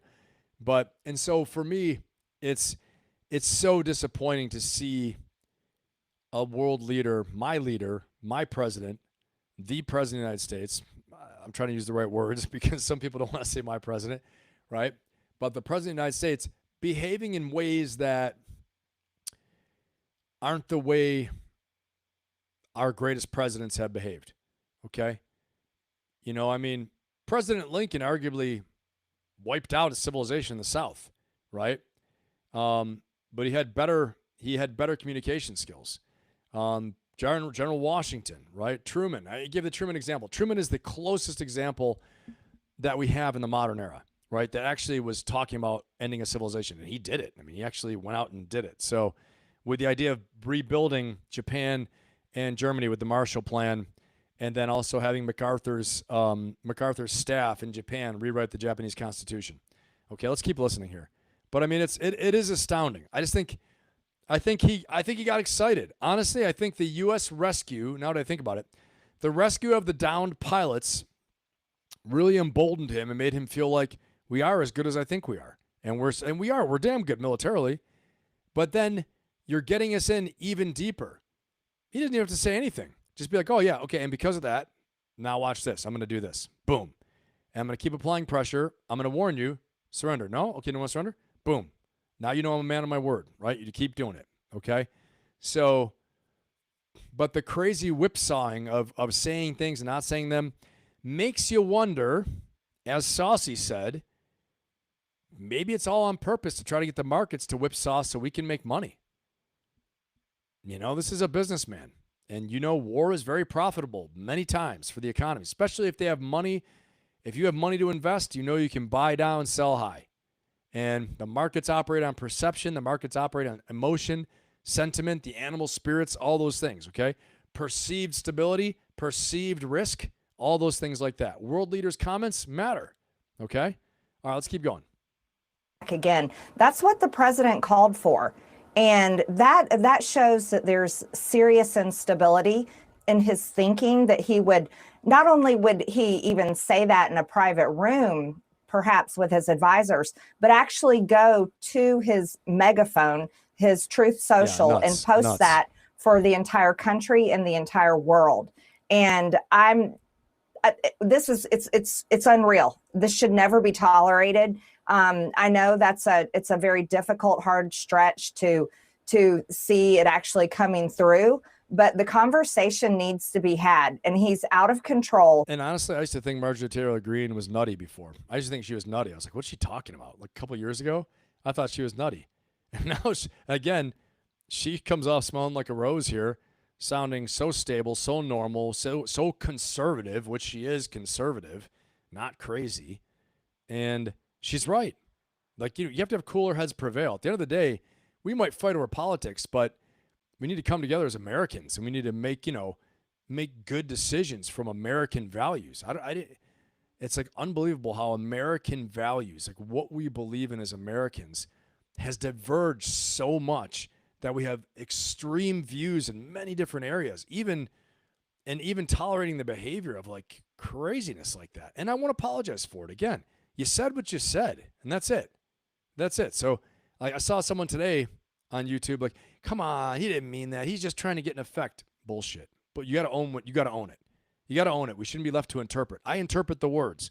The words say this, therefore it means that. Destruction of civilization can't be like, no, I was just trying to get your goat a little bit. No. No. If you tell me in a parking lot, I'm going to get my gun, I'm going to shoot you, you better guess what's going to happen. Well, as I've been trained by Nate in the war room once, Nate, if you're listening, Nate said, in fact, you need to leave the area and try to do everything you can not to get in a gunfight, right? But I'm going to believe you. I'm going to believe you that you're going to try and get me, okay? And I'm going to come back and say, oh, we're just messing with you, right? This is crazy talk. So here we go. And people within the administration need to step up, take responsibility, and rein this in. And administration officials, as we've heard, have said that he was ready to follow through with this threat. Just hours after he made it, he announced this 2-week ceasefire that's still very tenuous at the moment. The White House is claiming it was the president's tough rhetoric that brought Iran to its knees. What do you say to that? I'm sorry. That's not tough rhetoric. It's insanity. It's calling for the murder of an entire civilization. Once more, is it tough rhetoric? Is it? Or is it wacky? Which one is it? You guys decide. Here are some of the people that have talked like that in the past. Genghis Khan. We talked about this in the beginning. If you're new and joining us now, we took a little trip down memory lane, and we're talking about who else in history has talked crazy like they're going to wipe out a civilization. Genghis Khan. I'm going to do the drum roll again, everyone. Drum roll. Who else has said it? What? Tamerlane, another brutal dictator who wiped out lots of people, okay? Between India and the Middle East. And who else in history has talked like that? Oh, not a big surprise. You win the prize. Adolf Hitler. And who else? Who else has talked like that? I don't know, Ben. Who else has talked like that? We're going to find out. You guessed it, Joseph Stalin. Whoa, as we talked about earlier, guys. So, once more, we can't make excuses for tough talk type of things. Of men, women. Because it doesn't fit. Okay? It doesn't fit. It just doesn't fit. Right? And when it doesn't fit, it doesn't fit. Again, and I covered this before, and I'll do it one more time, just like we talked about. Okay, real quick. When Harry Truman says this, I'm trying to find all these dictators. When Harry Truman said this in 1945, he warned the Japanese Empire, he warned the Emperor of Japan. He said, if you don't surrender, we conquered all the islands, and we got a force of about 500,000 soldiers and Marines off the coast, and we're going to invade, okay? And we're gonna kill 1 million people. And before we do that, we're gonna firebomb you into oblivion. They firebombed Tokyo. They must have killed 100,000 people. Okay, insane. Fire doesn't discriminate, right? Men, women, children, everyone. And then he said, look, we're gonna stop, and you got a chance to surrender. If you don't surrender, I'm gonna bomb you. I'm gonna do something that so much damage, so much destruction, the likes of the world has never seen before. Time ticked. They said no. He said, okay, good to go. You don't want to? Okay, cool. Go ahead and do it, boys. Boom. Hiroshima. You guys want to quit? Nothing. No, we're not quitting. Nagasaki. All of a sudden, the white flag came up. Like, yeah, that's done. Why? The emperor knew his people would fight to the death. And he's like, I'm just killing people. We can't even resist. We can't resist. This is stupid. Okay? So the emperor surrendered the country and saved probably several million people from doing that. Okay? So totally different context, though. Totally different situation. Again, this was declared war against the United States by Germany and Japan. Japan attacked the United States in the homeland. We fought and lost 1 million people in a brutal 4-year war, world war, okay? High intensity, conventional industrial level killing. Okay, industrial level. I don't mean guerrilla warfare. I don't mean special ops, secret squirrel. Industrial level strategic bombing of countries. Okay, like in the Battle of Stalingrad, there were 1 million people killed in the Battle of Stalingrad. Okay, and I speak with this because also I lost my great uncle was killed. Okay, my great uncle was killed on the beaches of Normandy. I got the sand right up there behind me. Okay, and so I went and visited this summer, but it's, these are real things, okay, that touch people's lives. People were losing tons of family members back home, all right? So different context, and that's why this tough talk, tough rhetoric. And I got something else to say, too, all right, another thing. I know they're saying, the White House is saying that it was because of, the White House is saying that it was because of tough talk that caused Iran to stop, okay? What I've heard is different. The information I have is that China actually pushed Iran and said, accept the ceasefire. Let's get done with this, okay? Because they want their energy, and they want to stop things, and they want stability in the marketplace. China wants to get rich and keep getting richer. And they know that global shocks throughout the world causes the belt to tighten, markets to squeeze, opportunities to go away. Something else is happening in Asia too, okay? I've got clients in Asia, and from what I understand, okay, there are some issues in precious metals and in the markets. And I will tell you this, that as the oil constricts, cash becomes tight. Loans can't be given in cash. U.S. dollars are not flowing. The way people buy oil is in U.S. dollars. When you can't get your hands on U.S. dollars, you're trying to see who will loan out U.S. dollars. And usually they say, well, what are you going to give me? I'm not giving you a loan right now. Credit's tight because global market shocks, right? So you'll see people short selling gold. They short sell gold, diamonds, precious metals, maybe even Bitcoin, okay, whatever they can to get U.S. dollars in order to buy Brent crude oil, barrels of oil, okay? True stuff. China knows this. It's ripping throughout Asia, okay? And so it's impacting everywhere. So China's coming back to Iran and saying, take the damn deal, talk to them, for right now, let's get the ceasefire. That's what I've heard, okay, and what I've read and what I've looked at. I haven't heard about tough talk. Tough talk didn't make them stop for 44 days. Give me a freaking break. It wasn't tough talk. We've been saying we're going to wipe you out for 44 days. Now are we going to drop nuclear bombs? That's not sustainable, not politically supportable, right? So how much more are you going to do? This is why it's bullshit. China came, pushed their button, said, look, you want me to rebuild you afterwards? We're the ones who built you. Yes, we do, big brother. We want you to build us up. Okay, then you shut your mouth, take the damn deal. Maybe not the deal, but just, ceasefire, try to work with them a little bit. Let's get some oil flowing. Let's calm things down, okay? All right, let's keep watching. And children of innocent civilians, that is not what I would call proper or even decent negotiations. There should be negotiations happening, and they did happen. And J.D. Vance, the vice president, was the one that helped bring that ceasefire. It doesn't seem to be much of a ceasefire, but it is supposedly a ceasefire. And that happened through negotiations through J.D. Vance. And J.D. Vance did not go to his social media and threaten to murder every single man, woman, and child in Iran. Presumably, we can only presume that that would happen through nuclear bombs, because that's the type of horrific weaponry that would be used to wipe out an entire civilization. So no, I push back on that. And I think the American people fully agree. Everyone was outraged. I just want to be all right. Hey, and tell me what you guys think in the chat, though. I want to hear from you guys too. If saying stuff like that,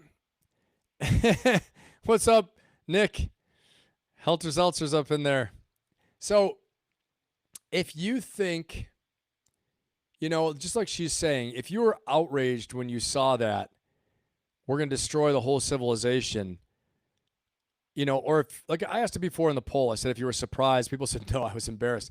But if you were feeling the same way, just like give me a 1 in the chat. If you were thinking like, this is nuts. If you thought this is nuts that he's saying that, put a 1 in the chat. And then if you say 0, you didn't think it was nuts, like you thought it was a good ploy, put a 0 in the chat. Okay. And I asked before, remember before last time on Monday, I asked, is it A, is he acting crazy, or C, he's crazy. That's what I had on Monday. That was the discussion we had. A, he's just acting crazy, because I was a bit shocked. Or C, he is crazy, right? I don't think it's crazy. I think, here's a person I'll tell you. Truman is regarded as one of our best presidents we've ever had. He led us through the finishing of World War II, the end of World War II. And I think he thought, well, one way we ended this before is I'm going to do what Truman did, right? And it's just, it doesn't fit. It doesn't fit saying what Truman said. You know, and why would you need to act like that if we've been kicking the crap out of you? He could have sat back and said, look, guys, take a deal. Open the straits. If you don't open the straits, you're going to cause me just to keep on doing what I'm doing. Why act crazy? There's no reason to act blustery and crazy. Okay, well, you don't want to open the straits, that's fine. Then we'll open the straits ourselves. We'll find one way or another, either a coalition or we'll do it ourselves. You know, act like you're the most powerful country in the world. You don't act like, I'm going to freak out if you don't do it. They're laughing. They're like, hey, we got under his skin. That's a little win for us. That's cool. We're bothering him. He should have acted like the most powerful country on earth and be like, okay, it's very sad and it makes me sad. I don't want to have to do this, but, you know, I guess we're going to have to unleash more of our Air Force on them and more of our Navy. And, you know, hook or by crook, we're going to get them open. You can't outlast us forever. But why would he act like that? Okay, here's why. Here's why he's acting like that. He's under so much pressure to get this war over and done with, this miscalculated commitment of blood and treasure and forces, okay? You know how bad this could have been if they captured our 2 pilots? Do you know how bad it could have been? It would have been freaking horrible, okay? I see Star Road, is America great yet? Jeez. Do you know how bad this would have been? Thank God they got these pilots. Horrible, okay? We destroyed like 6 aircraft, I think. Maybe it's 3, I'm not sure. But like, no, 2 aircraft shot down, 4 we destroyed on the ground because we got pilots shot down, okay? This could have been catastrophe for his presidency. And it still has to be viewed as this. I need to say this. We're all celebrating the Maduro raid like, oh, they're so badass. We're so amazing. Delta Force. Fuck yeah, Delta Force, right? I love Delta Force. They are badass. Best in the world. Best in the world, 100%. Love these guys. But I'm saying, like, the average layman doesn't realize, yeah, badass Delta Force. We almost lost a whole team, a hunter-killer team. We almost lost a whole Delta Force shooter team because the pilot got shot to hell. One more bullet in the wrong place, that pilot's gone, the aircraft's crashing. And they would have captured guys and killed them. You know what a friggin' fiasco that would have been for American power? It would have been Desert One all over again in Iran. Got lucky there. Felt like the big guy. I'm taking Greenland next. What the frick is this? Okay? I'm taking Greenland because I'm feeling all badass. And everybody laughs like, what? I mean, I shouldn't say Europe wasn't laughing. Like, what the hell is he talking about? Then we're going to go to Europe. We go to Iran. We're going to go bomb Iran. Okay, I got it. Iran's bad. Iranian regime, bad. Got it. Bomb the nuclear sites. Bomb the ballistic missile sites. You know, get rid of the IRGC. Much as you can. They're killing 30,000 of their own people. Understand.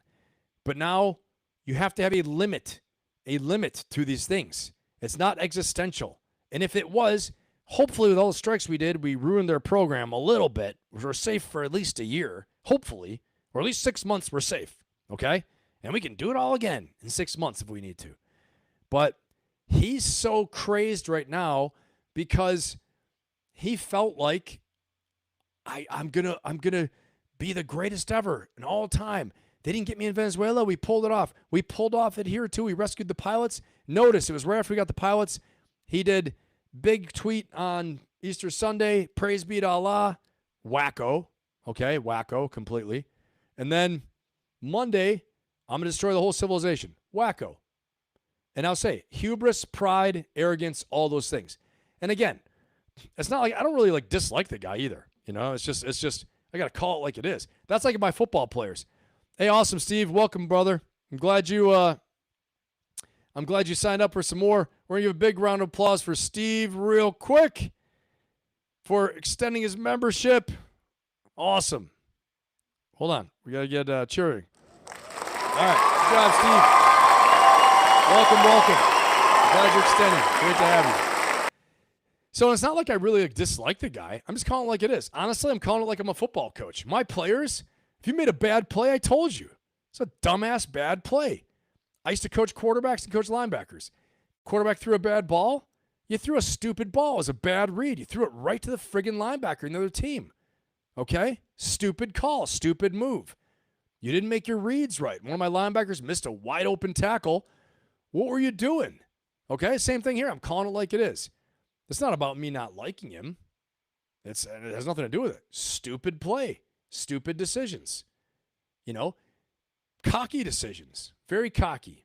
Cocky decisions. You know? Not based and grounded in history. So, yes, bold. Yes, all that stuff. Big risk taking. But this isn't a business deal. It's not a business deal. War and national level commitment of resources in people's lives is not a business deal where we lose money, you're out of a job, economy dips down, you can bounce back. The art of the comeback. There's no freaking comeback from some of these actions. This is a one-way door. One-way door, Jack. Okay? You go through that door, there's no coming back through. You better hope it works. So that's why I'm saying what I'm saying, everybody. All right? Trump is worse than a crazy girlfriend. Well, I still have a lot of respect, Commander-in-Chief, but, you know, I get to call it like it is. You know what I mean? And so this is like, you know, we're in the team room right now, right? We're in the debrief room, and we're debriefing what's going on. So, again, still respect for, you know, Commander-in-Chief and all that stuff, but just calling it like it is, right, guys? Because we got to live with the decisions. We got to live with this. Which takes me to our next freaking video. What are these decisions if this leads to World War III? Well, I'm going to show you, okay? Drum roll, please. Here we go. Let's see if I can pull it up. I don't know if I'm fast enough. I'm not fast enough. One more time. Drum roll again. Drum roll again. One more time. Let's see if I'm fast enough. Here we go. Here we go. And I'm not fast enough, but it's okay. It's still going to be good. So what are the ramifications of all this? Well, what are they, Ben? Well, I'm going to tell you. Okay? Now, I'm going to play this and then I'll comment on it, okay? So I know there's a lot to be said about this, but here we go. Bear with me. Excuse me. I'm like burping into the microphone now. This is bad.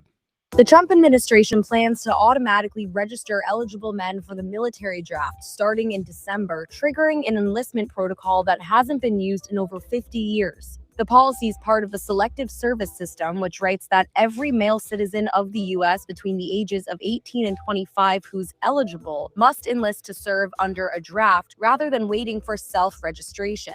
This move would be rare. It's something the country hasn't done since the Vietnam War. The unusual change comes along with the ongoing conflict in Iran. White House Press Secretary Caroline Leavitt told reporters last month that such a draft is not part of the current plan, but President Trump wisely keeps his options on the table. The change would enable a switch up to the current way eligible men have to register, but bringing back an actual draft would be a bit more complicated than that. It would require Congress to amend the Military Selective Service Act, authorizing the president to enlist civilians during a national emergency. So if a draft happens, who has to register? All U.S. citizens between the ages of 18 to 25, and this includes male immigrants, undocumented immigrants, and refugees. It also includes transgender people who were born male, dual citizens, U.S. citizens abroad, conscientious objectors, and those with disabilities, according to the government's website.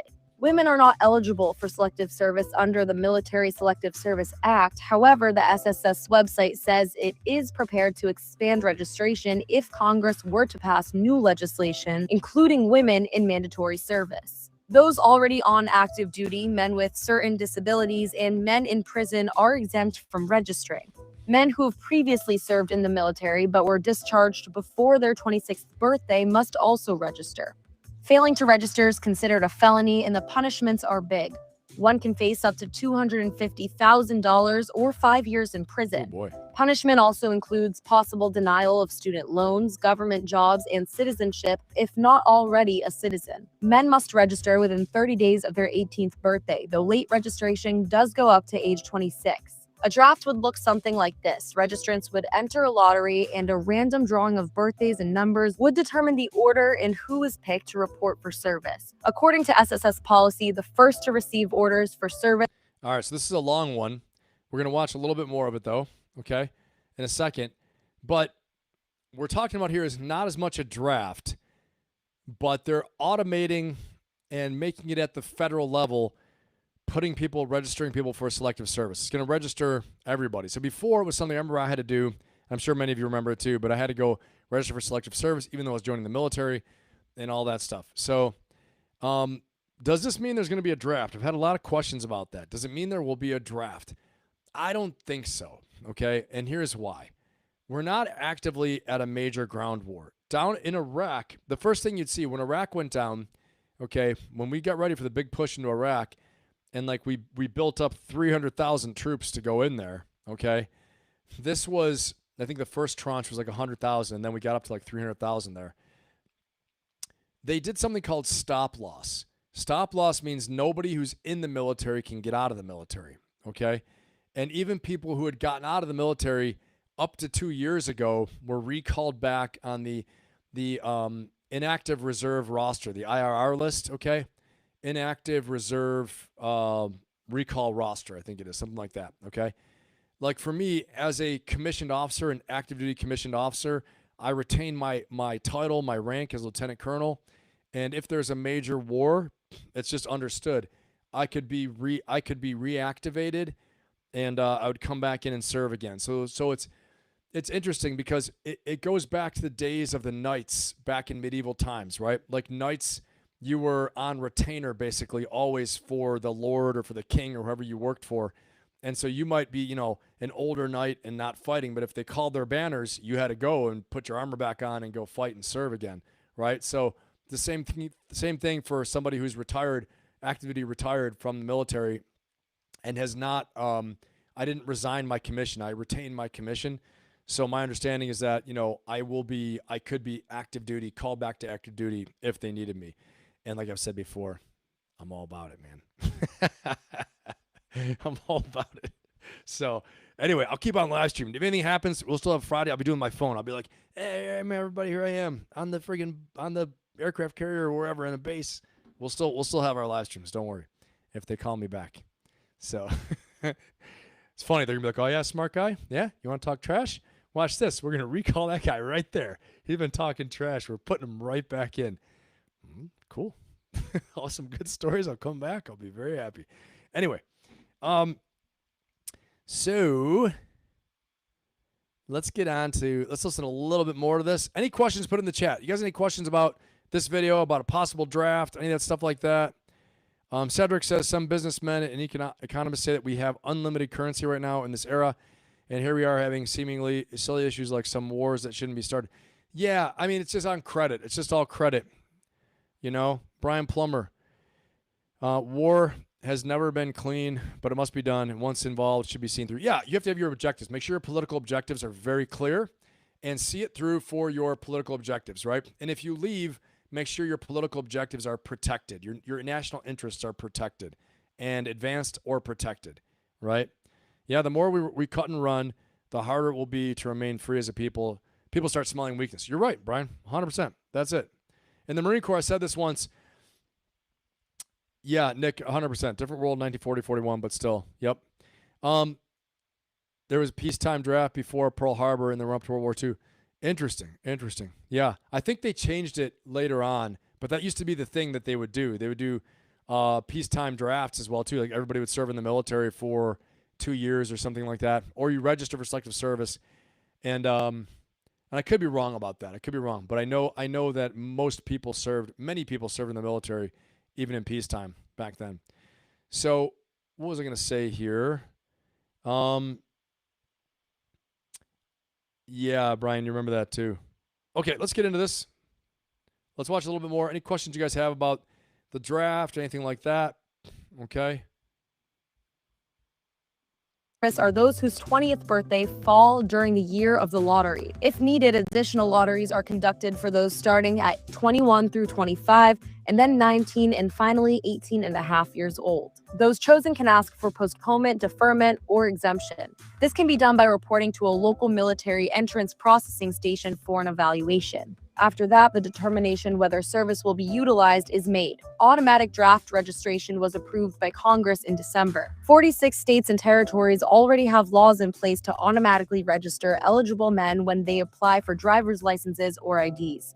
The rule change was sent into the Office of Information and Regulatory Affairs on March 30th.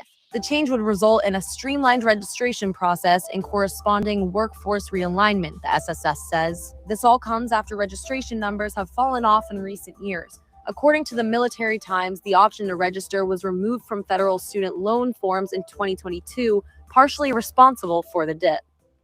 All right, so that's coming soon to a theater near you. Now, let's look at this. World War III. Are we already in World War III? The hidden conflict no one admits. Are we already living through the early stages of World War III just without the headlines to confirm it? Like I said earlier, I believe we are in the architecture of World War III right now, the early stages. All the actors are assembled, all the players are there, right? The international cast of characters, powerful characters, okay? But we need a few more events. They would need a few more events to trigger it, right? And the one big firewall is Russia or China's involvement against a major power. Now, Russia against Ukraine, it's big. But I'm talking Russia against the U.S., China against the U.S., Russia against China, something on that order, okay? Russia against Israel, we go and fight Russia. All these things like that are possible, okay? North Korea recently said if we nuke Iran, they will nuke us. Russia said, I believe that if the U.S. nukes Iran or nuclear or Iran, the U.S. nukes Iran or Israel nukes Iran, Russia would nuke Israel. Okay, so all these things are out there. We got all that going for us. That's really nice, isn't it? We got that going for us. So this question sounds dramatic, even alarmist about are we in World War III right now? After all, there's been no formal declaration, no single event that shattered the world in an instant, no clear beginning, okay? But that may be exactly the point. This is a different type of World War III. But what if it doesn't arrive with a bang, this World War III? What if it unfolds quietly, piece by piece, across economies, cyberspace, proxy battlefields, and information networks? Okay, this is the big question for a lot of this, all right? So many of us are locked in escalating tensions, many of the world powers, all right? It might be happening already in a fragmented form is what they're saying, okay? And I'm going to tell you right now who's really excited about this happening. You guys ready for this? Who's really excited about this happening? Well, I'm going to show you. Who's really excited? Germany. This is a bad joke, but this is Germany. World War III about to start. Germany after 81 years.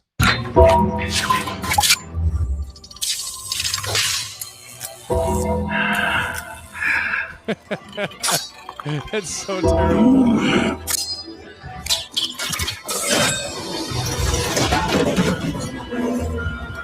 Oh no! What's happening? Oh no. I'm telling you. Stratfor, famous strategic analysts, okay? Analyst company, analyst website, writes a lot of great stuff. Stratfor has said that according to geopolitics, Germany needs a major war about every 100 years for its economy, for its people, for its population. Just saying. It is according to geopolitics and geostrategic considerations that has to deal with geography and politics. And the idea of geostrategy and geopolitics says that a country's behavior on the international stage is influenced tremendously by its geographical positioning in the world. Like the United States can be isolationist. We're surrounded by two major oceans, right? We don't really need to do much if we don't want to, okay? But Germany's smack dab in the middle of everybody. Land wars, ground wars, lots of open fields, a formidable foe with Russia on one side, right? Have to, and they have open water to their north, all these different things like that, okay? So, famously, about 20 years ago, Stratfor published a document saying that every 100 years, it's proven Germany or Prussia or whoever the Germanic people are there, they need a war about every 100 years, according to geopolitics and geostrategy. Just saying. So is this true? Could this be it with Tai Lung coming back? You guys all know Tai Lung from Kung Fu Panda, right? It could be. Okay, Cedric's excited about this draft. You agree, Cedric? Yeah, I agree too. All right. La Diamond Dog says, Ein, zwei, Polizei. I don't know what that all means, but I know Ein, zwei means something. 1, 2, I think. I don't know. You can buy golden bills. All right. Cedric, let's see. I have a question about the draft. Are they going to let me in by 2027? Should I send them my registration package? Yeah, oh my gosh. DeGriff, you're right. I think so. DeGriff, I think you're right. Oh, no. Dun, dun, dun. I think he is. Cedric, there's hope for you, my friend. There's good hope. It looks like we're headed for world calamity, and the floodgates will open for you. You'll be totally set, and you'll have your dream, and you'll be laughing like Tom Cruise in Taps. Who's seen that movie? Put a 1 in the chat if you've seen Tom Cruise in Taps. And if you haven't, I'm going to do it right now. Okay? Here we go. If you haven't seen it, I'm going to put it in. I'm putting it on for you right now, okay? Here we go. If you haven't seen this, you're going to see it right now. This is going to be Cedric when you finally go to battle with the Marine Corps. Here we go. This is how Tom Cruise got big, by the way, everyone.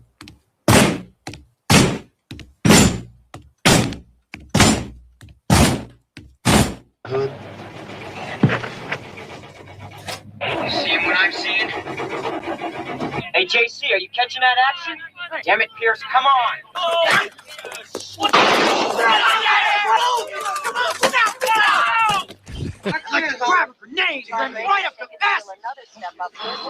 We were in an explosive situation which jeopardized the entire mission. I simply defused the situation. Are you kidding? On a Monday morning, these guys don't know a muzzle from a rat's ass.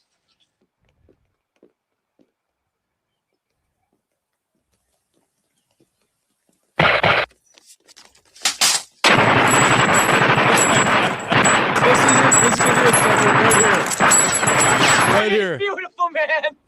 Beautiful. That's it. That's what I'm expecting.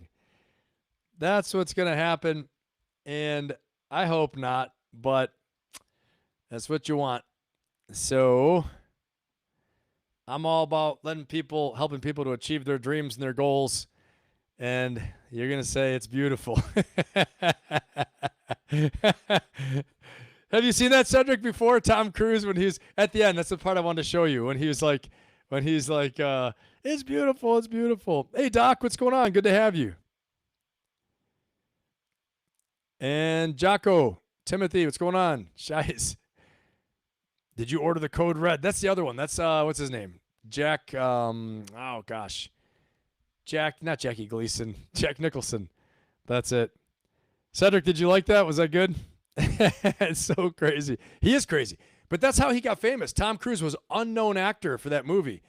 But they noticed something kooky. They're like, his energy, he's nuts. He's nuts acting, right?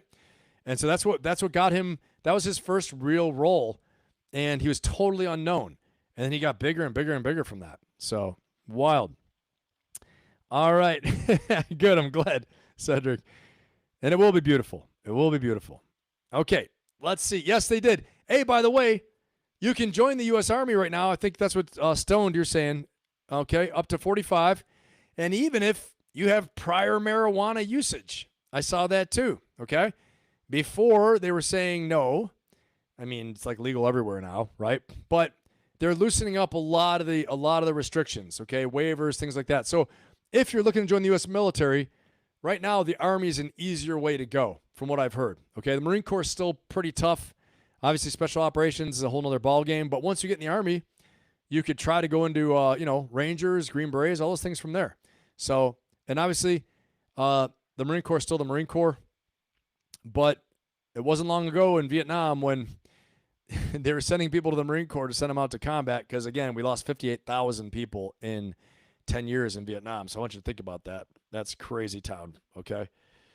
All right, let's go ahead and watch this next one. Tom Cruise is amazing. He is amazing. Did I ever tell you guys? I don't think I told you guys this story. Funny story. I was in Dubai and had people come up to me, a group of Indian people, and they thought I was Tom Cruise because my hair is longer.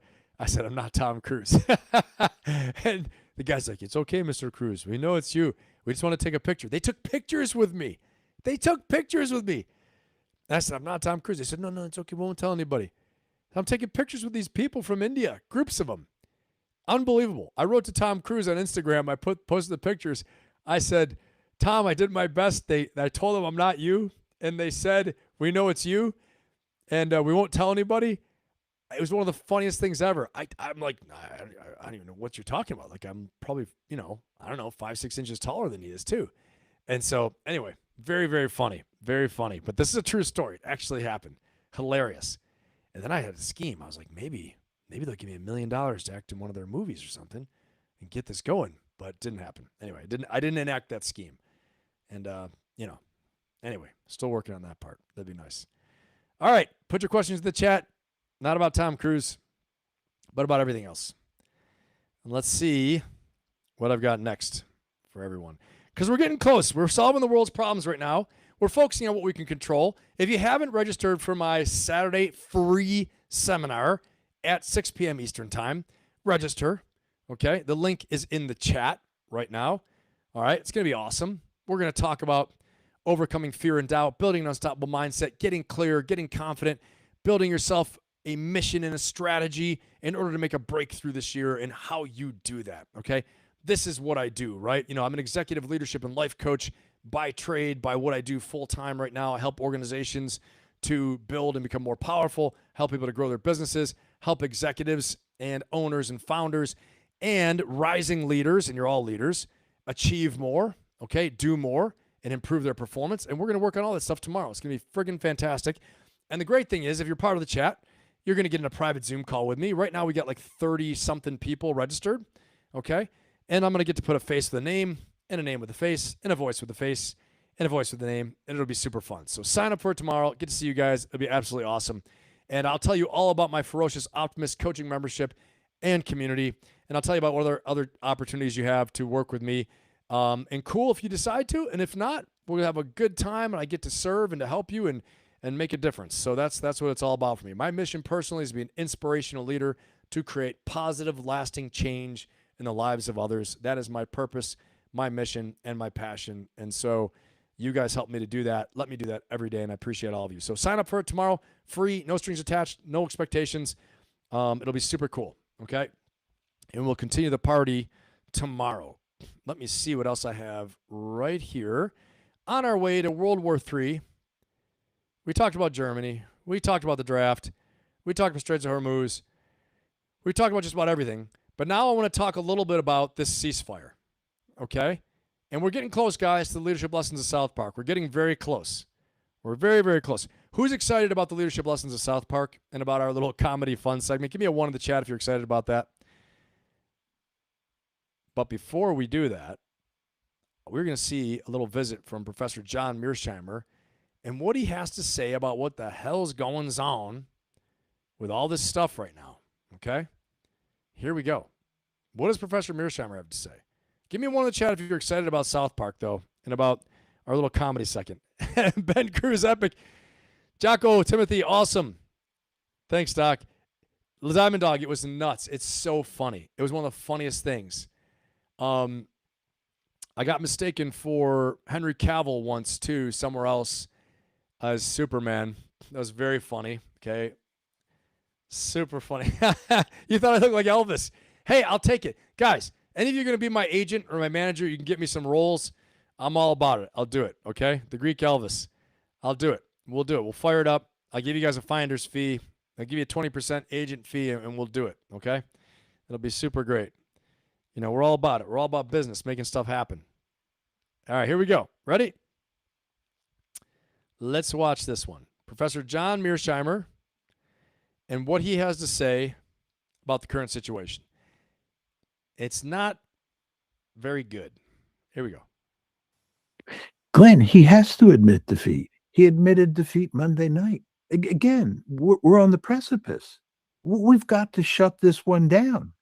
He has no choice here. You talk about sending ground forces to the region, and a ground force option, that's really going to work well. That's going to get a quick agreement. Are you kidding?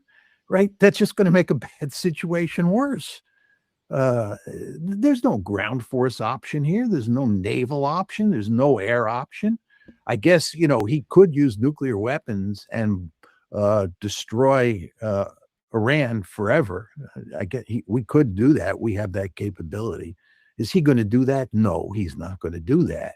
So he's got to shut this one down. And he's between a rock and a hard place because the Israelis won't cooperate with him. The Israelis won't even allow him to get a ceasefire. Again, the Strait of Hormuz is still effectively closed. The only ships that get through are the ones that the Iranians let through. So he can declare victory and talk about, the fact that we've gotten everything we wanted. And yeah, it's absolutely nutty, too, to think that the Israelis won't even let the ceasefire take place and let it unfold a little bit to see what gains we can consolidate. I will say one thing in World War II, a big mistake for Nazi Germany, okay, no fans of them, obviously, but a big issue for Germany was that Hitler kept on attacking. He never consolidated his gains. Literally, all of Europe would be German right now if he had consolidated his gains, strengthened his borders, stopped attacking people, kept peace with Russia, but he couldn't because his ideological and his racially motivated purist or whatever his racist ideas and racially motivated operation plans to attack Russia. If he wouldn't have done that, everywhere except the UK and maybe Italy, well, they also occupied Italy, would have been German. Maybe not Spain. That's it. So why do I bring that up? I don't bring that up as a fan of Germany. What I bring it up is strategic thought. And this is a good lesson for all of us. When you're making gains, okay, or you expend lots of effort, you need to look and see how overstretched am I? How stretched out am I? How much energy do I have left? How many resources have I used? Okay, can I do more? Should I do more right now? That's like a gambler at the table. You just won some hands. Do you keep pressing your luck? Do you pull some money down, take some gains, okay, take some profit? Or do you keep all the money on the table and risk getting wiped out? All these things are strategic calculus that all of us should be doing at different times, right? Even politically, even in relationships. I've pushed my luck. Do I want to keep pushing it, right? Statistically, probabilities, all these things, risk assessment. And this is what he's saying here, is that we can't even see if we can consolidate our gains. Here's the gains, okay? And I'm going to tell you this. A lot of people are bashing the hell out of everything, and it may seem like me included, okay? Bashing the hell out of this whole thing. But we have some real gains, and they weren't our goals. That's why everyone's poo-pooing it. But Iran is pretty jacked up. They're militarily pretty damn jacked up. Their projection power is low. Their leadership is decimated, okay? They are going to be rebuilding for 20 years with billions of dollars of assistance from China, okay? So we can say all we want. A lot of this is politically motivated to get, midterm elections in the favor of the Democrats and for Trump, to bang on Trump. But I'm saying just as a military strategist, okay, we have definitely had some gains. They're less of a threat than they were before. The nuclear program is probably knocked back quite a bit. They're not going to be building anything in the next 6 months or year. I almost can guarantee that, okay? They will not have the political loss. So people can say, they held on the Straits of Hormuz, and that's a huge win. I mean, it's a win. It shows toughness. It's a win. If we really want it, are you kidding me? Of course we could take it. But do we really want that blood and treasure? No. Okay? We slapped the hell out of them. We got a couple planes shot down. All right? And now the pause is good. But we can't even consolidate what we've won. We can't even take stock of it because the Israelis are messing and undermining the ceasefire. Okay, that's what he's saying. So let's keep listening. Our goals have been achieved and so forth and so on. But nobody's going to believe that. We lost. The Israelis lost. And again, the point is this. When we say lost, it's qualified upon your stated goals. This is judged against your stated goals, okay? If he would have said, we're going to go in there, punitive strikes, we're going to cause you guys some problems and we're going to hurt you because you've been doing bad things and we think you got a nuclear program, we're going to make sure we're going to set you back again. And this time, we're going to hurt your Air Force, hurt your Navy, we're going to hurt your troops, we're going to hurt your leadership. And we're going to keep on hurting you for a while, for like a month and a half. If we said that, we'd be like, well, we did it. And we're going to get out of there and you won't even touch us. Well, you touched us a little bit. Okay, you did touch us. I mean, I shouldn't even say a little bit. We lost 13 people. It's terrible, horrible. Can't even calculate that, right? There's no, you can't even measure it. It's horrible. But we then would walk away and say, well, he achieved his goals. And it would be different. But because we stated these goals in the beginning, again, we go back to our argument of perceived power, right? That the world then thinks, well, you ain't as powerful as you said you were or we thought you were. You can't do the things exactly you say you can, okay? Because, again, we go back to Thucydides, okay? Thucydides in the Peloponnesian War, ancient Greece. Thucydides said, the strong do what they can, and the weak suffer what they must, okay? This is the foundation of power politics, of realpolitik thinking, power politics, okay? The strong do what they can, and the weak suffer what they must. This is it. And so what I want to say is that if we say this is what we're going to do, we don't appear as strong because we just showed that we can't. Got it? Everyone capiche, right? I know you're all tracking. Super smart. Smartest chat on YouTube. Everyone's with me. So when we say this is what we're going to do, we have to be mindful because the United States enjoys a tremendous position of power. But you undermine the perceived power if you don't achieve your stated goals, okay? Even if they're stretch goals. But especially in war, if you fall short, the other guy can say, I did it. And look now, not only did I do it, I still lived, but I seized the Straits of Hormuz, and there's nothing you can do about it. Or there's nothing you'll do about it so far. Okay, if we want those straits, we're going to seize them. No doubt about it. But it might be a big cost to do it. Maybe. And maybe it could be a cost, but not as big as I'm imagining. Let's see. Okay, let's listen some more, and then we'll move on. Problem is that there are just so many alternative media outlets where this is all made clear, your show being one of them, that they can't put lipstick on a pig and get away with it. Pete Hegseth can say we won. Donald Trump can say we won. But who believes that? Hardly anybody.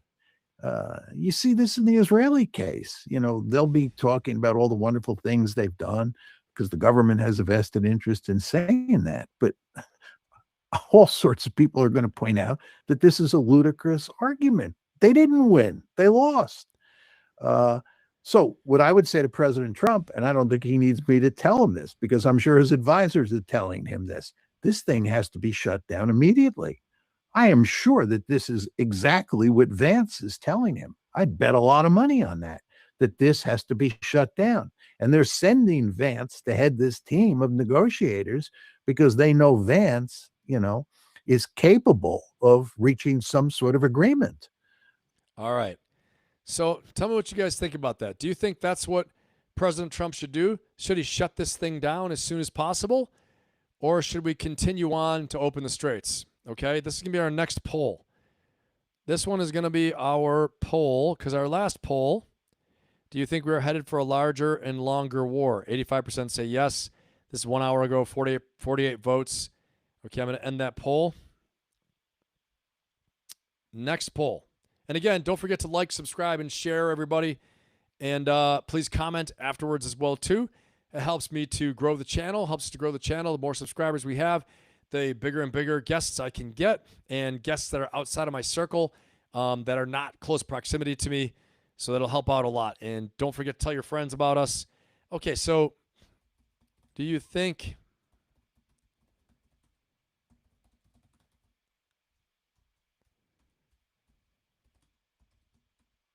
or keep going. Do you think, let me say, do you think we should end this?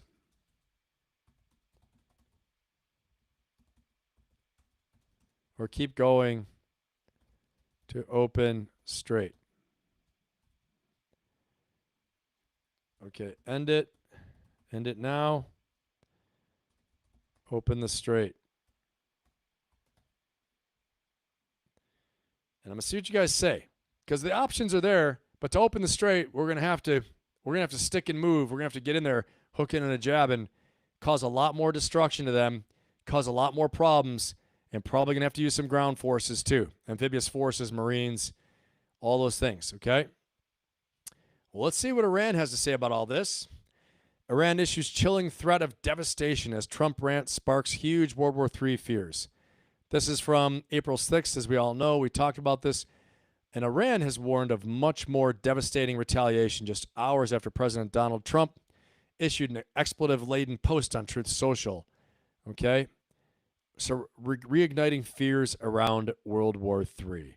He threatened to destroy Iran's power plants and bridges if this deadline failed to be met, and repeated an earlier threat to unleash hell, but contradictorily told U.S. media there was a good chance of a deal being reached with Tehran. He wrote on Truth Social, "Open the effing strait, you crazy bastards, or you'll be living in hell," ending his post with praise be to Allah. We talked about this, okay? And so Iran remained defiant, showing no willingness to back down. It carried out strikes on economic and infrastructure targets in neighboring Gulf Arab states. And they said this: if attacks on civilian targets are repeated, the next stages of our offensive and retaliatory operations will be much more devastating and widespread. Read a statement from spokesman from the Qatam al-Anbiya Central Headquarters, Iran's highest operational military command. All right, so not a surprise. They're saying we're going to fight back and fight back hard. This is from the Associated Press, what we know about the diplomatic war or diplomatic efforts to end the Iran war. Okay, let's see this. And I believe we're going to be able to see some of the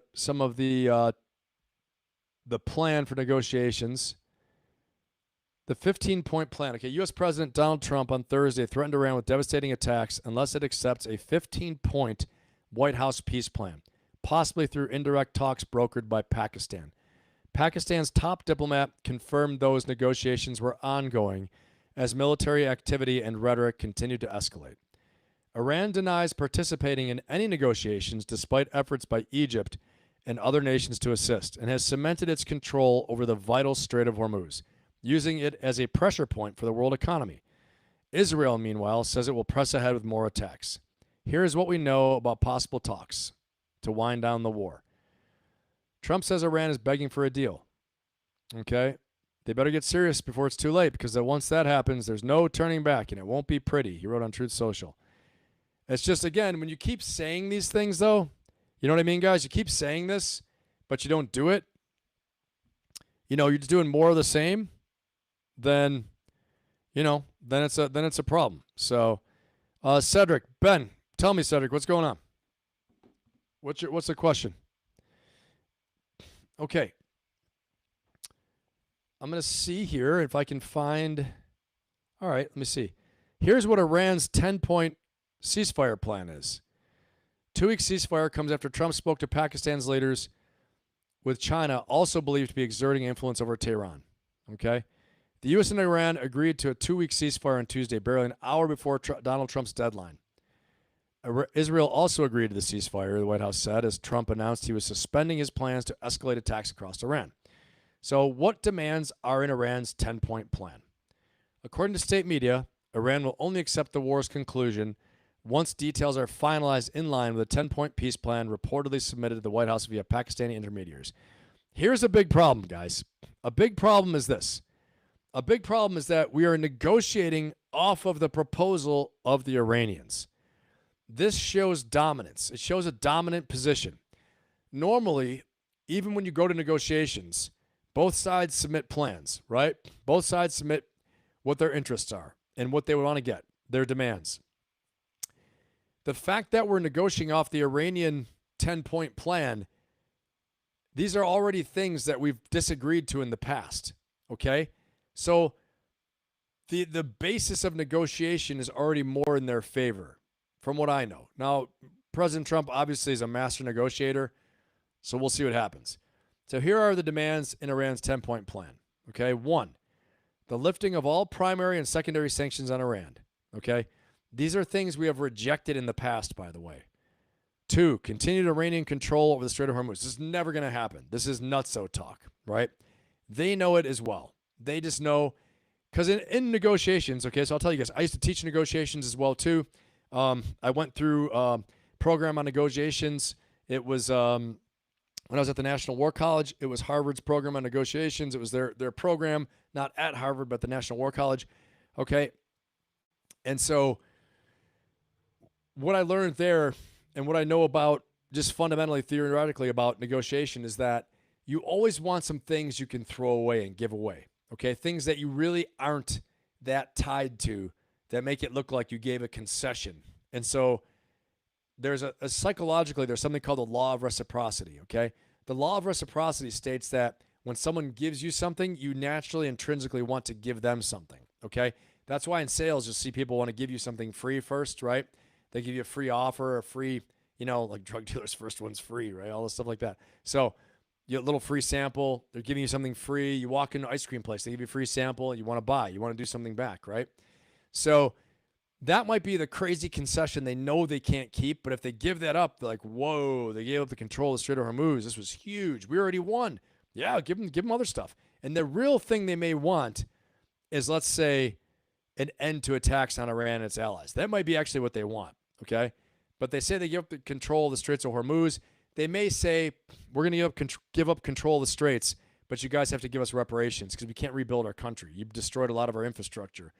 And the only reason we're controlling the Straits is to make it a toll, make it like a toll booth. We need to collect money. So behind the scenes, they may extract a lot of money from us, just like in the Obama deal. I hate to say it, okay? We're going to pay them this war, okay? This is the irony. The irony is here, and I could be wrong, but I think I'm right. The irony is that this is going to cost us more because of the war, and then cost us more in war reparations we're going to pay, okay? As we negotiate to get the Strait of Hormuz back, because they have held it, okay? They have it. So unless we want to force it, if we don't force it, we're going to have to negotiate it. It's probably going to cost us, okay? Next, the release of frozen Iranian assets. And last, UN Security Council resolution making any deal binding, okay? So they want to have the world witness their deal, get it inked, get it on paper, all those things. So, and there are more things as well, too, but those are the most important parts of the 10-point plan. Okay, is Israel part of the deal? Israel supports the U.S. decision to suspend strikes against Iran for 2 weeks, but that the ceasefire does not include Lebanon, which Iran says it does. So we're going to see this is going to keep going. By the way, if you didn't know, the Houthis have begun attacking Israel as well and attacking other people. Okay, so a lot happening, folks. A lot happening. Let's get to the chat here. Let's see what you guys have for me in the chat. Let's see. Let's see how our poll is doing. Do you think we should end this or keep going to open the strait? Open the strait, 69%. All right. 8 minutes ago, 26 votes. If you haven't voted in our poll yet, please vote in the poll. And again, remember to like, subscribe, and comment and share and all those amazing things because it helps the channel out. I appreciate all your support, everybody. You're part of the best chat in YouTube, so welcome. And again, the smartest chat in YouTube as well, too. Said by many of the visitors who have come here, they're like, wow, this is the smartest people on YouTube, smartest chat, smartest people in this chat, the best people, too. So many times people have said this is the best chat in YouTube. And that's all you guys. Like I said, I'm putting on the show here, entertaining all of you, and hopefully we're all learning it together. You're learning something that will upgrade your life, make your life better, strategic analysis, all that stuff. And but you are the ones who truly make this chat awesome. So I appreciate all of you. Great job to everyone out there. Awesome. Submission package sent. I love it, Cedric. Brian Plummer, Timothy. Perfect. Okay. Point 11. Timothy. Point 11. Virgin goats. What? That caught me off guard. I was like, what? All right, and it's a great segue. Don't forget, in the chat is the link for my free seminar tomorrow at 6 p.m. Eastern Time. It's going to be on a private Zoom call. We got 31 people before I started this, 31 earlier today. 31 people are signed up.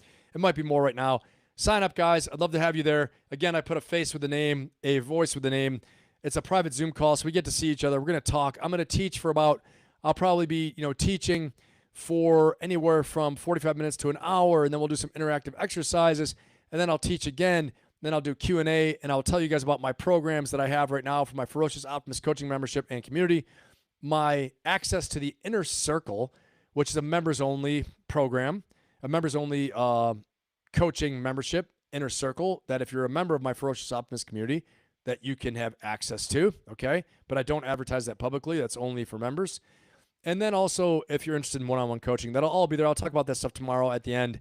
And again, no obligation, no expectation. Just show up. Again, my personal mission is to be an inspirational leader to create positive, lasting change in the lives of others and in my own life, obviously, as well, too. And so you guys allow me to do that by being there. Anyway, we'll continue the party tomorrow. It'll be a lot of fun. But we're about to get into the leadership lessons of South Park. So any questions you guys have, put them in the chat. And we're going to rock and roll and have some fun and get this weekend kicked off right. Appreciate all you guys. Mark, in good news, Mark says in the good news, Artemis 2 splashed down a couple hours ago. Awesome, man. That's great. After a 10-day mission around the moon. That's amazing, right? Absolutely amazing. Green Line Challenger. Jocko Timothy, there no in the country. That's true. I'm saying that's what he wants on a concession. You might be right. You might be right. There are no virgin goats left. That says a whole nother level right there, Green Line Challenger. That's a whole nother level of description. But it sounds like you may have been a veteran and served in the Middle East. So anyway, awesome, Paul. Great. Great to have you there. Guys, sign up. It'd be great to have you. The link is in the chat. It is there, pinned in the chat. Thanks to Lady Ann teaching me last time. And we're about to go into the leadership lessons of South Park, everybody. You guys ready? Give me a 1 in the chat if you are ready. A fire symbol. Give me a fire symbol or a 1 if you are ready for the leadership lessons of South Park. We've done the work.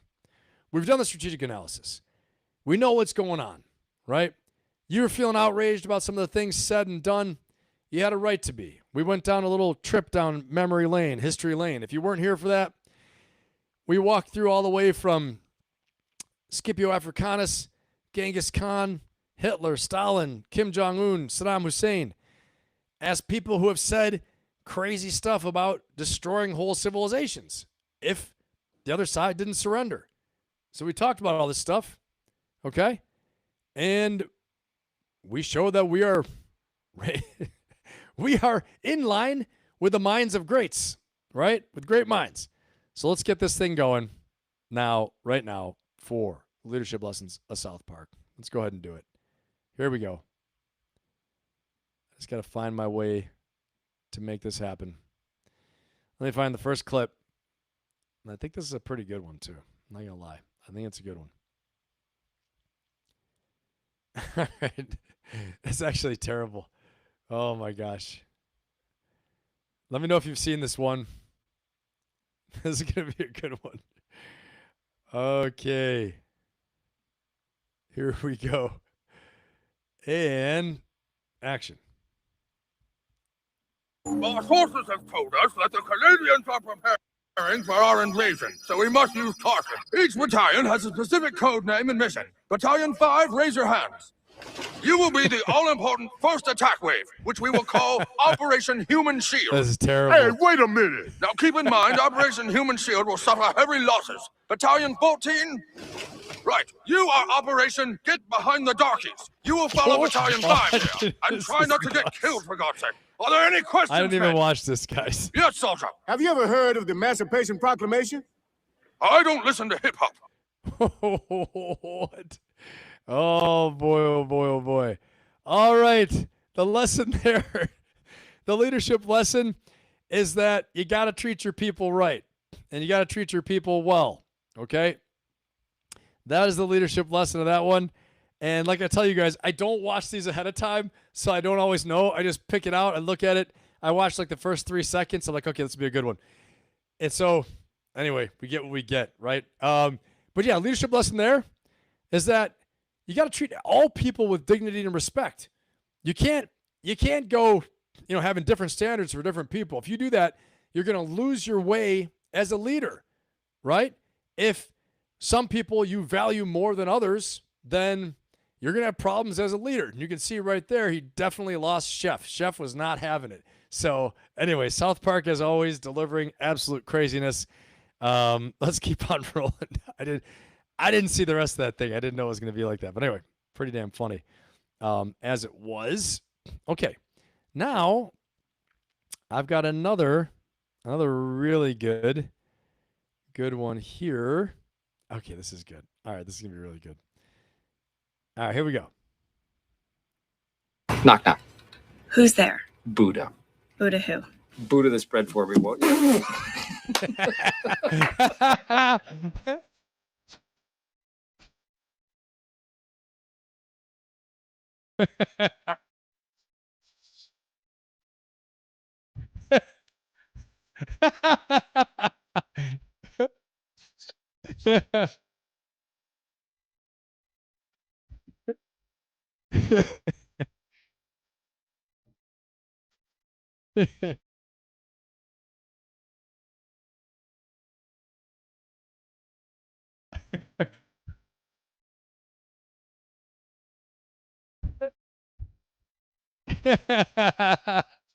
What the?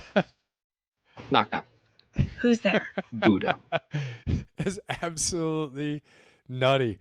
Oh my gosh. All right. So the leadership lesson for this one, oh my God, my eyes are burning. I'm laughing so hard. The leadership lesson of this one is that some people are nutty, right? Some people are nutty. And so keep things professional at work. I'm just saying, because you're sometimes, and put a 1 in the chat if you've had an instance where at work you've had some nuttiness happen. I see. Put a 1 in the chat if you've had some nuttiness happen at work where someone just acted wacky, okay? Like you're joking around, you think it's good. This is why they say keep it professional, okay?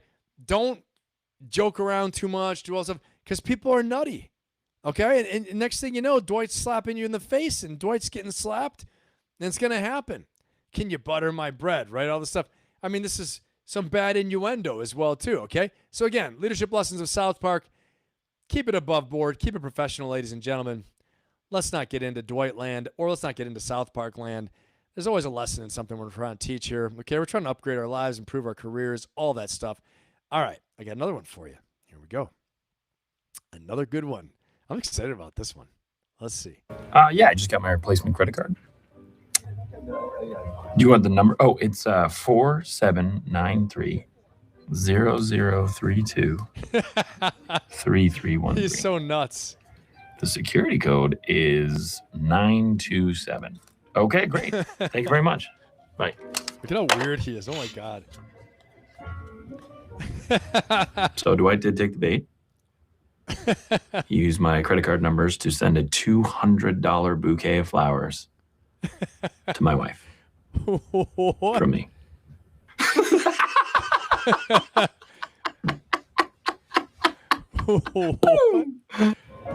Yeah, I just got my replacement credit card.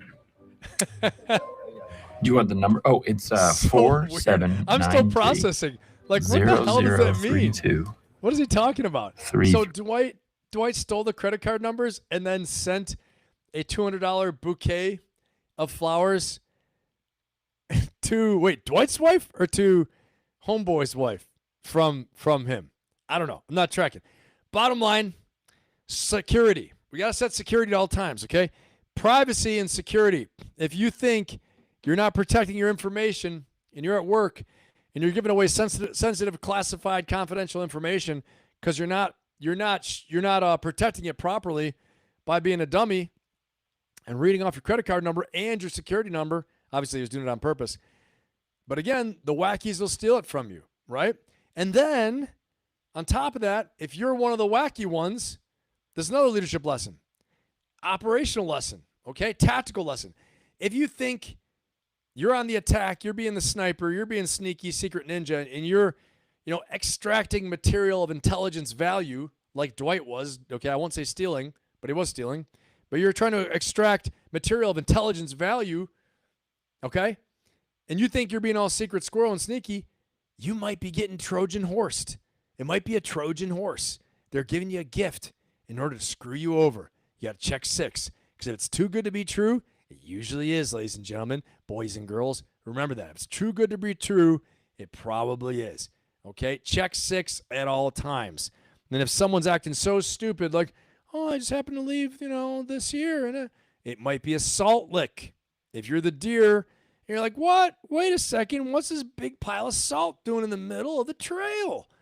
And why are these big trees all around me? And I'm in an open field all of a sudden. You're not in the cover anymore, Mr. Deer. It's a salt lick, and you're about to get shot, okay, by an arrow through the neck or a 30-06 round through the neck, okay, if you're lucky, and they're a good shot. Could be happening to you.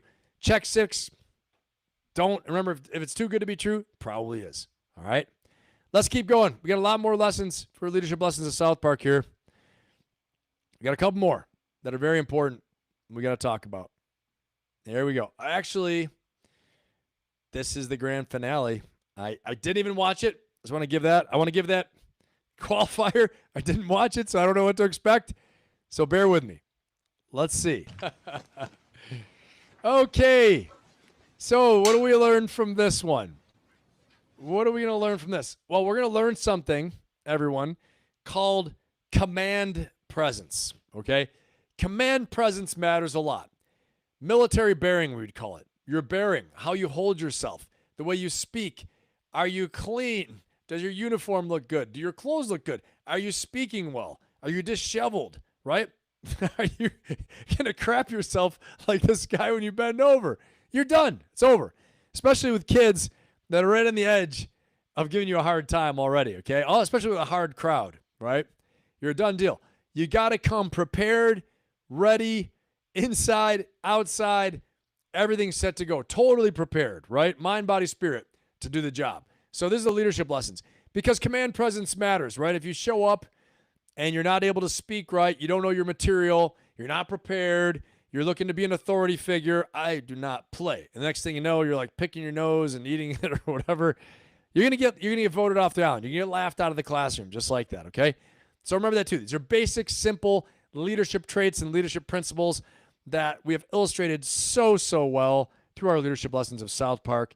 And once more, it is almost time when we end our time together. But I want to say this, okay, guys? It's such a fantastic time to have you all here. And look, if you're looking to improve your leadership, you're looking to level up, you're looking to have a circle of accountability to help you get ahead this year, and you want to be with like-minded people that are going to be uplifting, supportive. Maybe you had some setbacks this year already, or setbacks in your goals, or life gets hit sideways, okay? Guess what? I got an accountability circle for you. I got a great, fantastic community, my Ferocious Optimist community, coaching membership and community, okay?